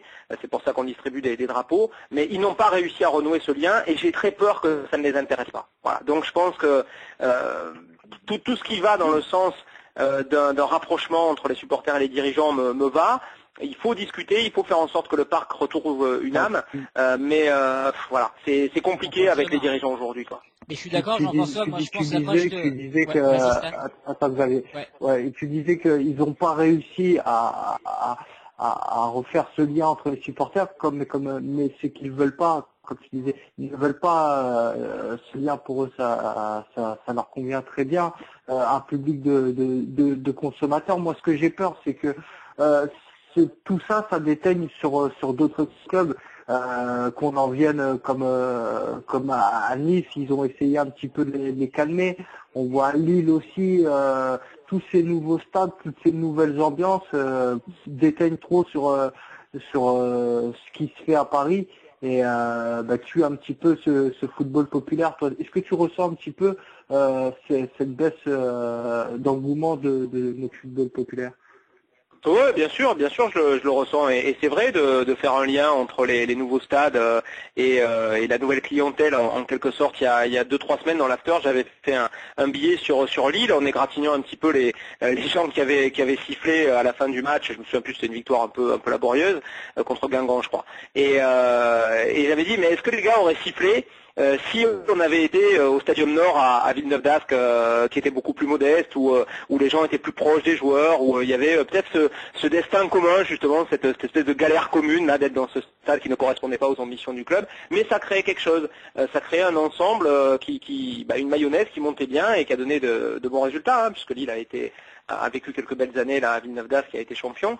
Et c'est vrai que le stade, enfin l'habit fait le moine en quelque sorte, hein, le stade crée une nouvelle sorte de spectateurs. Les clubs ne veulent plus voir ces associations qui les ennuient, je pense, plus qu'autre chose, hormis pour tout ce qui est tifo, etc. Mais tout ce qui est message revendicatif sur le respect des joueurs. Tiens, il y a un autre truc qui m'intéresse et dont je voudrais parler 2 minutes si vous voulez bien, c'est le rapport des joueurs qui portent le maillot d'un club aujourd'hui à l'histoire du club dont ils portent le maillot. J'ai l'impression que ça s'est perdu complètement. Avant, un joueur arrivait, s'intéresser à ce qui s'était passé avant lui, en se disant voilà, je me mets dans tel contexte et je baigne là-dedans et je suis l'héritier de telle culture, tel palmarès, tel grand joueur qui sont passés par là, il faut que je me montre à la hauteur. Et l'exemple le plus parfait, je pense, à l'heure actuelle, c'est l'Olympique de Marseille. Je pense que la plupart des joueurs dans l'effectif actuel de l'OM, à part 2 ou 3, qui sont peut-être du coin, n'ont pas conscience de ça. Et pour eux, porter le maillot de l'OM, c'est comme porter n'importe quel maillot, et ils vont le porter 2-3 ans, et puis ils vont partir après. Et ils n'auront rien appris, ni sur la région, ni sur le club, ni sur l'histoire de ce club, ou les rapports entre les supporters et le club. Je trouve ça éminemment dommage, et je pense que c'est l'une des causes principales de cette espèce de mal-être entre supporters et dirigeants. Je pense qu'aujourd'hui, il faudrait que quand un joueur arrive dans un club, on lui donne un livre sur l'histoire du club, qu'il apprenne ça, qu'il sache où il met les pieds, parce que je pense que ce n'est pas le cas hélas, et qu'à partir de ce moment-là, on intègre le joueur dans l'effectif, et pas avant. Mais je pense surtout moi aussi qu'il y a un problème, c'est qu'on voit à Nice, par exemple, à Nice, où le président est quand même assez proche des supporters, donc on voit que il y a un décalage entre les supporters qui ils vivent des choses incroyables. Des fois, on a vu les Montpellierins ce qui s'était passé avec l'affaire Cassil, on a vu les Nantais à Valenciennes qui ont été bloqués sur un parking quelques heures. Donc à un moment, il y a tellement le mouvement ultra qui est pointé du doigt, et il y a des amalgames de faits. Quand il y a un discours avec les dirigeants, ça peut bien se passer. Mais quand il n'y a pas de discours du tout, ça peut faire une dérive et mal tourner. Et par exemple, à Paris, c'est ce qui se passe. Il y a aucune communication. Mais exactement comme vous disiez tout à l'heure, Jean-François. Il n'y a aucune dérive non plus. Il n'y a aucune dérive non plus. Il n'y a pas de communication, mais aucune dérive. Il y aurait eu des moments où ça aurait pu péter, mais ça n'a jamais pété. Oui, mais malheureusement, maintenant, on est arrivé à un point. C'est de la bonne volonté de notre part aussi. Oui, mais maintenant il y a une bonne volonté, mais il y a un refus de dialoguer, ce qui se fait pas dans d'autres clubs. Et malheureusement, je pense qu'à Paris, le dialogue se fera pas parce qu'en plus le stade est plein, les résultats sont là, et puis c'est que au niveau du Qatar, je pense que le mouvement ultra fait peur, et malheureusement, il y a eu l'affaire du Trocadéro l'année dernière lors du titre, qui a fait beaucoup peur au président, et je pense aussi qu'il y en a certains peut-être qui sont dans la sécurité, qui peuvent faire croire, oui, ces supporters-là, ils étaient là avant, ils ont foutu le bordel, même si c'est pas ceux qui foutaient le bordel. Et Nasser, c'est sûr que lui, il va pas dire, je vais les faire revenir parce qu'il va avoir peur. Je pense qu'il y a une méconnaissance. En plus, vous en avez parlé dans votre billet d'humeur l'autre fois sur RMC. Au Qatar, l'ambiance, c'est plutôt, comme on voit au parc, c'est un peu plus tranquille. Mais au Qatar, on paye. Au Qatar, on paye, et je peux en parler parce que je le sais, et j'ai de très bons amis au Maroc. On paye des supporters, on leur paye le voyage, on leur paye le week-end sur place, et on leur file les drapeaux, et on leur dit, voilà, ce week-end, t'es fan de l'Erouya, t'es fan de Al Saad, t'es fan de je ne sais quel club là-bas, le Wish, etc. Et les mecs sont payés. Et ils rentrent au bout de 2-3 jours à Casa, à Rabat, ils ont fait comme on fait figurant dans un film, quoi. Ils ont été supporters pendant 2-3 jours. C'est comme ça que ça se passe. Uniquement pour qu'il y ait un petit peu du monde dans les tribunes. Parce que pour le reste, j'avais parlé du but de Néné, là, fantastique, là, qui allait fêter ça avec les sièges en plastique. Pour le reste, c'est pas possible. On n'a pas envie de voir ça, quoi. Enfin, c'est la négation du foot, quoi. Des joueurs d'un talent pareil qui vivent leur talent, qui vivent leur métier devant des tribunes vides. C'est la négation du foot, ça sert à rien. C'est quoi qu'on veut? C'est qu'on ait des télés qui retransmettent des matchs avec 0 spectateur dans les tribunes, et nous qui regardons ça tranquillement installés devant la clim. C'est ça qu'on veut? Non. Ce qu'on veut, c'est voir les joueurs en direct, c'est confronter nos impressions, c'est ça la culture foot. C'est pas regarder les matchs à la télé, quoi. Ce qui me rassure, c'est de vous entendre, ou comme on a entendu Philippe Sansfourche la semaine dernière de RTL, qui suit le PSG. Bon, vous n'êtes pas vraiment suiveur du PSG, mais c'est de voir que. Ça m'intéresse quand même. Hein. Oui, non, mais je veux dire, Il y en a certains qui étaient supporters du PSG et qui suiveurs du PSG, qui ont fait partie même des tribunes et qui défendent pas à ce point-là. On sent que vous, c'est quelque chose qui vous interpelle. Et mais oui, mais c'est parce que je l'ai été. Voilà. C'est parce que j'ai été supporter. Ils font pas le même discours. Et moi, ce qui me fait peur, c'est que le mouvement ultra est en train de s'éteindre en France. Il n'y a pas que des côtés positifs, comme dans les associations de supporters, mais il y a besoin de ça pour avoir de l'âme au stade. Et on voit qu'au Parc des Princes, pourquoi ça a du mal à reprendre, parce que ça manque ce poumon qu'il y avait dans un stade. Et j'espère que ça va pas en venir dans plusieurs stades en France et puis qu'on se retrouve avec des stades un peu à l'anglaise, parce que le Parc des Princes, c'est un peu le système à l'anglaise qui a été pris. Moi, ça me rappelle beaucoup de stades anglais. Complètement. Et c'est un peu dommage parce que moi, je pense qu'il y a de la place pour tout le monde dans un stade, des familles, tout, c'est très bien. Mais je pense que c'est con d'en venir c'est vraiment dommage en ce moment d'en venir à un point où on est en train de perdre un peu ce qui donnait un peu de ferveur dans les stades. Et on voit, comme vous dites, à Marseille, il y a toujours les groupes de supporters, mais ça se perd aussi un petit peu. Donc il faudrait essayer de relancer ça et surtout qu'il n'y ait pas le renouvellement de génération, pas éradiquer le mouvement, parce que justement après ça peut le marginaliser et amener des violences, et ça serait dommage, quoi. Au contraire, il faut essayer de perdurer ça, quitte à mieux structurer pour que ça se passe le mieux possible et éviter quelques dérives qui ont eu lieu dans le passé, quoi. Mais ce qui m'étonne, c'est que je pense que les clubs ont quand même tout intérêt à garder une base forte de supporters inconditionnels. Évidemment, il faut contrôler les dérives. Il y en a toujours qui font n'importe quoi et ça dessert beaucoup la cause en quelque sorte. Mais je veux dire, aujourd'hui, en 2014, avec l'histoire du foot en France, qui est plus que centenaire désormais, on ne peut pas se passer de ça. On ne peut pas avoir un public uniquement composé de gens qui vont venir comme ça occasionnellement, qui payent 30, 40, 50, 60 euros leur place, comme s'ils allaient voir un film de cinéma. Le foot, c'est pas ça pour nous, quoi. C'est autre chose, c'est une vie, c'est une souffrance, c'est de la joie, et pourquoi on ressent tout ça? C'est parce qu'on connaît encore une fois l'histoire du club. C'est fondamental. Si on ne connaît pas l'histoire d'un club, on ne peut pas profiter du spectacle qu'on voit sur la pelouse. C'est impossible. On n'a pas du tout le même point de vue. Et c'est parce que je connais très bien l'histoire de l'OM que j'arrive aujourd'hui à juger ce qu'il se passe. Et que, hélas, je suis déçu du manque d'entente entre les différentes associations de supporters pour des raisons économiques, pour des raisons politiques, pour des raisons purement stratégiques par rapport à la direction, etc. Je suis très déçu de ça. Et ben voilà. Moi, je pourrais envoyer qu'un seul message, c'est celui de l'union réaliste, lucide. Avec des messages clairs à faire passer aux dirigeants, des messages apaisants, mais des messages quand même fermes sur le thème. Bah, écoutez, votre clientèle, c'est nous. Nous, on est là tout le temps. Quand vous serez partis, nous, on sera encore là, parce que c'est notre équipe, c'est notre club. On l'aime depuis qu'on est tout gamin et on l'aimera toute notre vie. Et il faut faire quelque chose pour améliorer les relations club-supporter. C'est indéniable. C'est une priorité du foot dans les années qui viennent. En tout cas, ce qui va se passer avec le CNSF. Voilà, on en parlera la semaine prochaine d'ailleurs. Ouais. Ouais, quand on parlera la semaine prochaine, il faut qu'il y ait maintenant des relations entre supporters et clubs, entre supporters et clubs et ligue, plus l'équipe à boutonner, plus voilà, il faut vraiment remuer la merde, un gros dialogue et mettre les choses à plat. Hein, mais c'est possible, c'est possible, c'est possible. C'est possible, mais bon, il faut que ce soit de la bonne volonté de tout le monde et j'ai pas l'impression que d'un côté il faut que la cire et tout ça fasse du chiffre aussi parce que maintenant on invente beaucoup de répression et voilà, on rajoute des effectifs, donc il faut un petit peu aussi justifier le fait qu'on paye des gens, donc on fait des interdictions, on fait des arrestations. On fait des gardes à vue à tir d'arigot pour un oui, pour un non. Ouais, mais il y a beaucoup, si je peux juste rajouter un mot, il y a beaucoup d'hypocrisie là-dedans de part et d'autre en fait, parce qu'il y a des débordements côté ultra, je pense que vous n'allez pas les nier, et hélas, il y a des images qui ont été terribles, parce qu'il faut que les gars aient conscience qu'à chaque fois qu'il y en a un qui pète un câble, qui met un coup de pied, qui s'en prend un flic ou un supporter du camp adverse, il se tire une balle dans le pied en fait. Et la situation est tellement difficile aujourd'hui pour les supporters, pour les ultras, que chaque incident de ce genre prend une dimension 10 fois plus importante que celle qu'elle devrait avoir parce que il y a ce contexte. Mais ce qui est étonnant, exactement, il faut en être très conscient de ça et c'est pour ça que je pense qu'il faut que tout le monde ait une attitude, exactement, une attitude irréprochable. Mais l'hypocrisie, elle est aussi ailleurs, parce que si on regarde bien, c'est l'actu du foot de ces dernières semaines, les ambiances les plus géniales qu'on ait vues et qui ont marqué tous les gens qui aiment bien regarder le foot.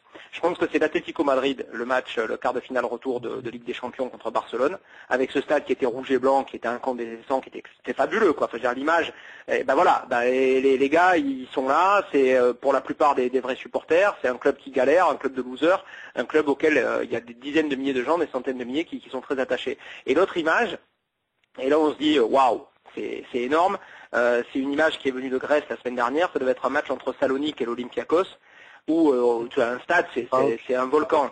Alors ouais, voilà. Alors tu te dis, c'est dangereux, il y a les fumigènes, il y a inani, nana. Ok, c'est vrai, c'est dangereux. On est en 2014, on est dans une époque où le politiquement correct est plus fort que tout. Mais n'empêche que les télés, elles sont bien contentes de passer l'image en disant, regardez en Grèce la ferveur qu'il y a autour du football. Donc voilà, il y a beaucoup d'hypocrisie autour de ça et on n'a pas encore résolu le problème, on n'a pas encore trouvé les termes pour résoudre le problème. En tout cas, moi, ce que j'ai envie de dire, c'est... bien trouver les... Ouais, ce que je voudrais dire, c'est que quand j'entends après, Jean-François... Ouais, mais souvent, il y a eu un ou deux débats qui ont été faits sur votre radio, sur RMC, et vous y avez pas fait partie. Et c'est dommage parce que quand je vous entends parler, et il y a eu des choses intéressantes parce que... On aimerait vous avoir plus souvent sur RMC. Ouais, parce que ce discours-là... il faut le dire à mes chefs. Ouais, non, mais je l'entends pas beaucoup, par exemple, de Daniel Riolo ou même Julien Cazard, des fois qui leur vision du Parc des Princes de maintenant, c'est pas du tout ce que vous avez dit. Et comment vous défendez un peu le mouvement ultra tout en pointant du doigt ce qu'il faut faire et ne pas faire, et puis comme vous avez dit, ne pas donner le bâton pour se faire battre, et qu'il faudrait rouvrir un dialogue où que ça se passe bien entre les dirigeants et puis les supporters de tous les clubs. Et ben, je trouve que c'est intéressant. Et prochain débat, j'espère que vous y serez parce que souvent ceux qui ont participé, même dans les invités, ça peut toujours. Par exemple, quand j'ai entendu Herman et Bondier, qui est toute l'émission avait dit sur le débat ultra, c'est quoi une ambiance. Je pense que vous pourrez lui expliquer. Et je pense que vous êtes plus capable de débattre sur les tribunes que lui, par exemple. Et c'est intéressant. Et je pensais vraiment pas parce qu'on vous entend rarement par les tribunes. Et c'est intéressant ce que vous dites. Et moi, comme je dis souvent, ça fait plaisir de voir qu'il y a des gens qui sont dans le journalisme, comme la semaine dernière Philippe Sansfourche, mais qui en même temps n'ont pas oublié qu'ils ont fait partie des tribunes et savent parler des tribunes sans faire d'amalgame et clichés, ce que font malheureusement beaucoup dans des médias différents. Non, mais c'est pour ça que je tiens de temps en temps à payer ma place pour voir un match de foot. C'est très important pour moi. Faut pas que je perde ce lien-là. Parce que ça me permet d'écouter les supporters, ça me permet de sentir comment le foot évolue, comment la perception du spectacle évolue entre supporters, joueurs, dirigeants, etc. Pour moi, c'est du journalisme aussi. Hein, oui, parce que vous êtes pas dans le cliché, vous êtes plutôt dans le dialogue, comme vous le faites avec nous ce soir.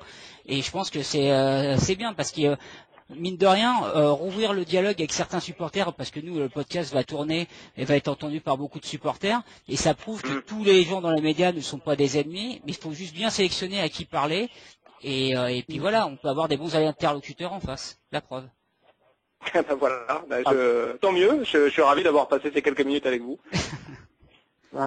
C'est nous qui sommes ravis. Dernière petite question avant de te libérer, Jean-François. Est-ce que tu penses qu'il y a une certaine omerta sur le monde des supporters, que certains journalistes ou médias ne veulent pas en parler parce que c'est politiquement incorrect d'en parler? Après, il n'y a pas 40 clubs qui intéressent forcément les médias sur le rapport supporter-dirigeant. Il y a le Paris Saint-Germain. Je pense que le souvenir des violences d'il y a quelques années n'est pas encore totalement estompé. Il faut laisser un peu de temps passer, mais je pense que la situation actuelle au Paris Saint-Germain arrange un peu tout le monde, parce qu'on ne parle plus du Paris Saint-Germain à la rubrique faits divers, et que pour l'instant, je pense que ce qui est le plus important pour les dirigeants et pour les médias, après les dirigeants, eux, de rouvrir le dialogue quand la période en question sera passée. Sur l'Olympique de Marseille, je pense que la langue de bois n'existe pas. Je pense qu'on dit à la radio, et je l'ai encore dit lundi si vous étiez à l'écoute, je pointe certaines choses qui me paraissent pas normales à l'heure actuelle dans les tribunes au stade de Vélodrome. Ensuite, moi il y a un autre truc qui me tient à cœur, mais c'est parce que j'aime bien la Ligue 2 et comme je vous le rappelais, ça m'arrive parfois d'aller sur les stades de Ligue 2. Il faudrait quand même arriver à trouver une façon d'accueillir les supporters et de les valoriser un peu mieux en Ligue 2 et en national, avec des horaires et des jours et des horaires qui rendent le fait d'aller au stade très compliqué, voire impossible pour la plupart des supporters. Et ça, c'est à un degré inférieur du foot français. C'est l'un des thèmes qui me paraît les plus importants là dans les années qui viennent. Mais bon, voilà. Après, avec les diffuseurs qu'on a, c'est compliqué d'arriver à une solution satisfaisante. Mais moi, j'aimerais que le foot, d'une manière générale, le foot professionnel, le foot spectacle, ce soit l'après-midi, le week-end, l'après-midi. Voilà. Ce serait ma solution avec des horaires plus ou moins tardifs. On pourrait faire la Ligue 2 à 14 heures, le samedi ou le dimanche. On pourrait faire la Ligue 1 à 17 heures et pourquoi pas une belle affiche à 21 heures. Mais pour moi, le foot, c'est l'après-midi. C'est à ce moment-là qu'on le vit le mieux, beaucoup plus que le soir où il y a les gamins qui vont à l'école le lendemain, il faut se coucher. Je suis parti du stade dimanche, c'était 11h30, minuit. On n'est pas à la maison avant 1h du matin, c'est pas jouable. On pense pas aux supporters, on pense aux téléspectateurs. Voilà. C'est l'un des problèmes de cette époque, mais c'est les diffuseurs qui payent.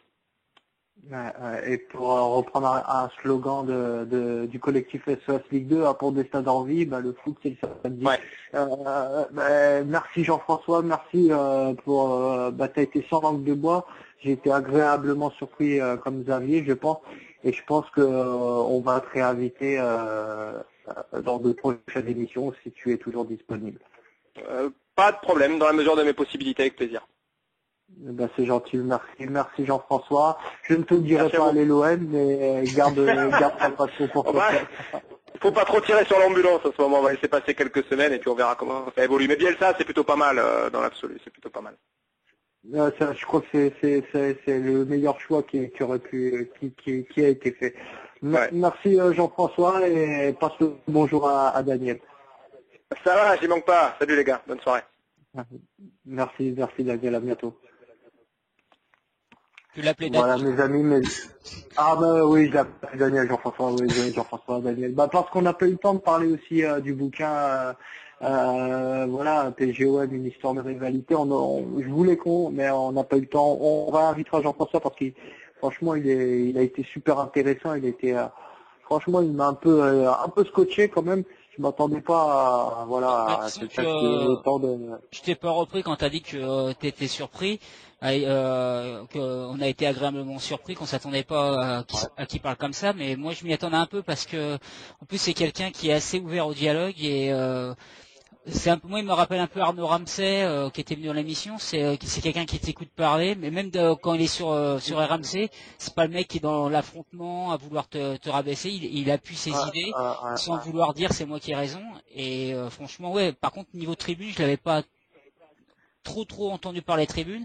Et voilà, moi je pense que par exemple quand ils font des débats, ils ont fait 2 débats déjà sur les ultras.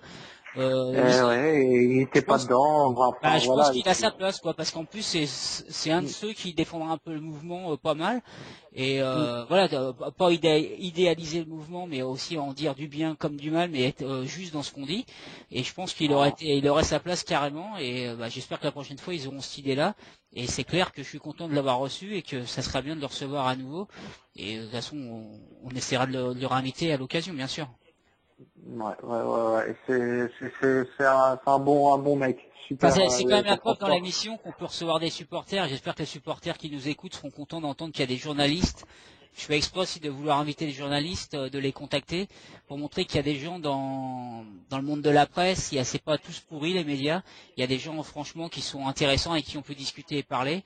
D'autres, faut être peut-être un peu plus méfiant. Il y a des gens bien dans les médias, que c'est pas parce qu'ils en parlent pas tous les jours sur les grandes ondes, sur la bande FM ou à la télé, qu'ils n'ont pas un point de vue assez intéressant.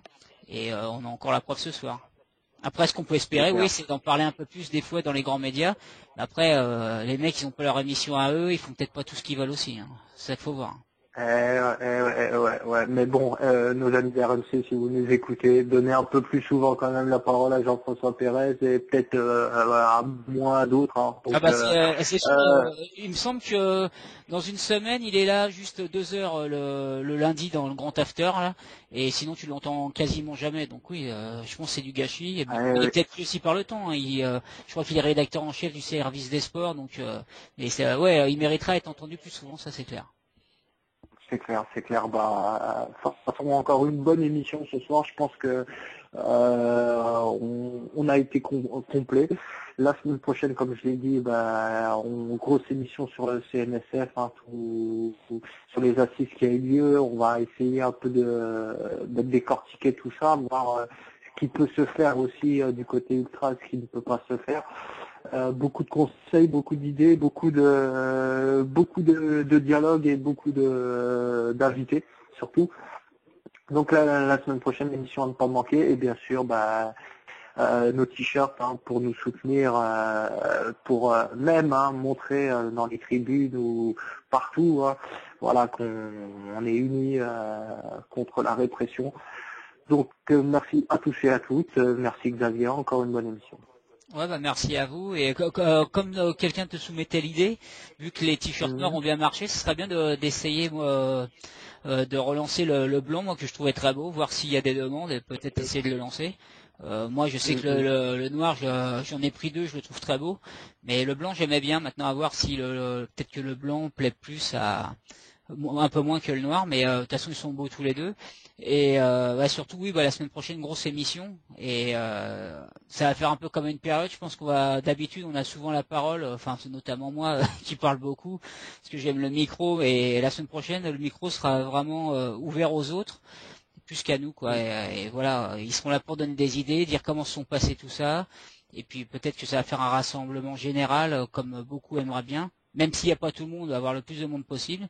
Puis voilà, peut-être avoir une évolution, et puis surtout essayer de garder ce mouvement ultra et ne pas le voir s'éteindre de jour en jour, parce que je crois que personne serait content, quoi. À part certains peut-être. Ouais.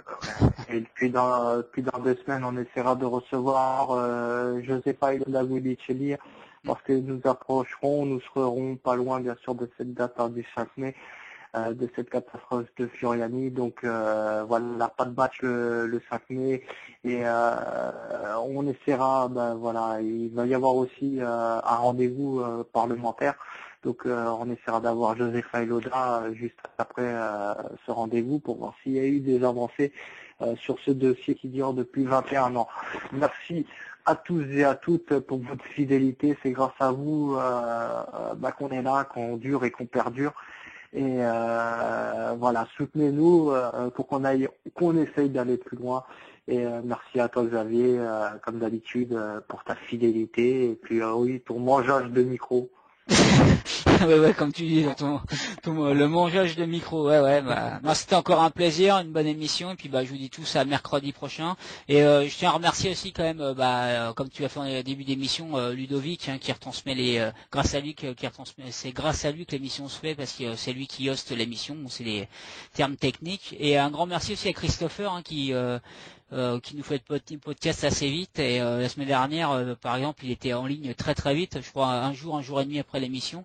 Donc un grand merci pour ceux qui travaillent en off et puis qui sont moins à l'antenne, mais qui ont un boulot très important au sein de l'émission, parce que sans technique l'émission ne se ferait pas tout simplement. Donc merci à vous, et merci à tous ceux qui nous suivent. Christophe Le Lançois, qui des fois qui viendra aussi de temps en temps à l'émission, il vient de temps en temps. Donc on salue tous ceux qui nous soutiennent, tous ceux qui nous aident pour qu'on puisse cracher notre vanne là et inviter des gens pour cracher la leur. Donc on continue le combat, et puis à la semaine prochaine. Ciao.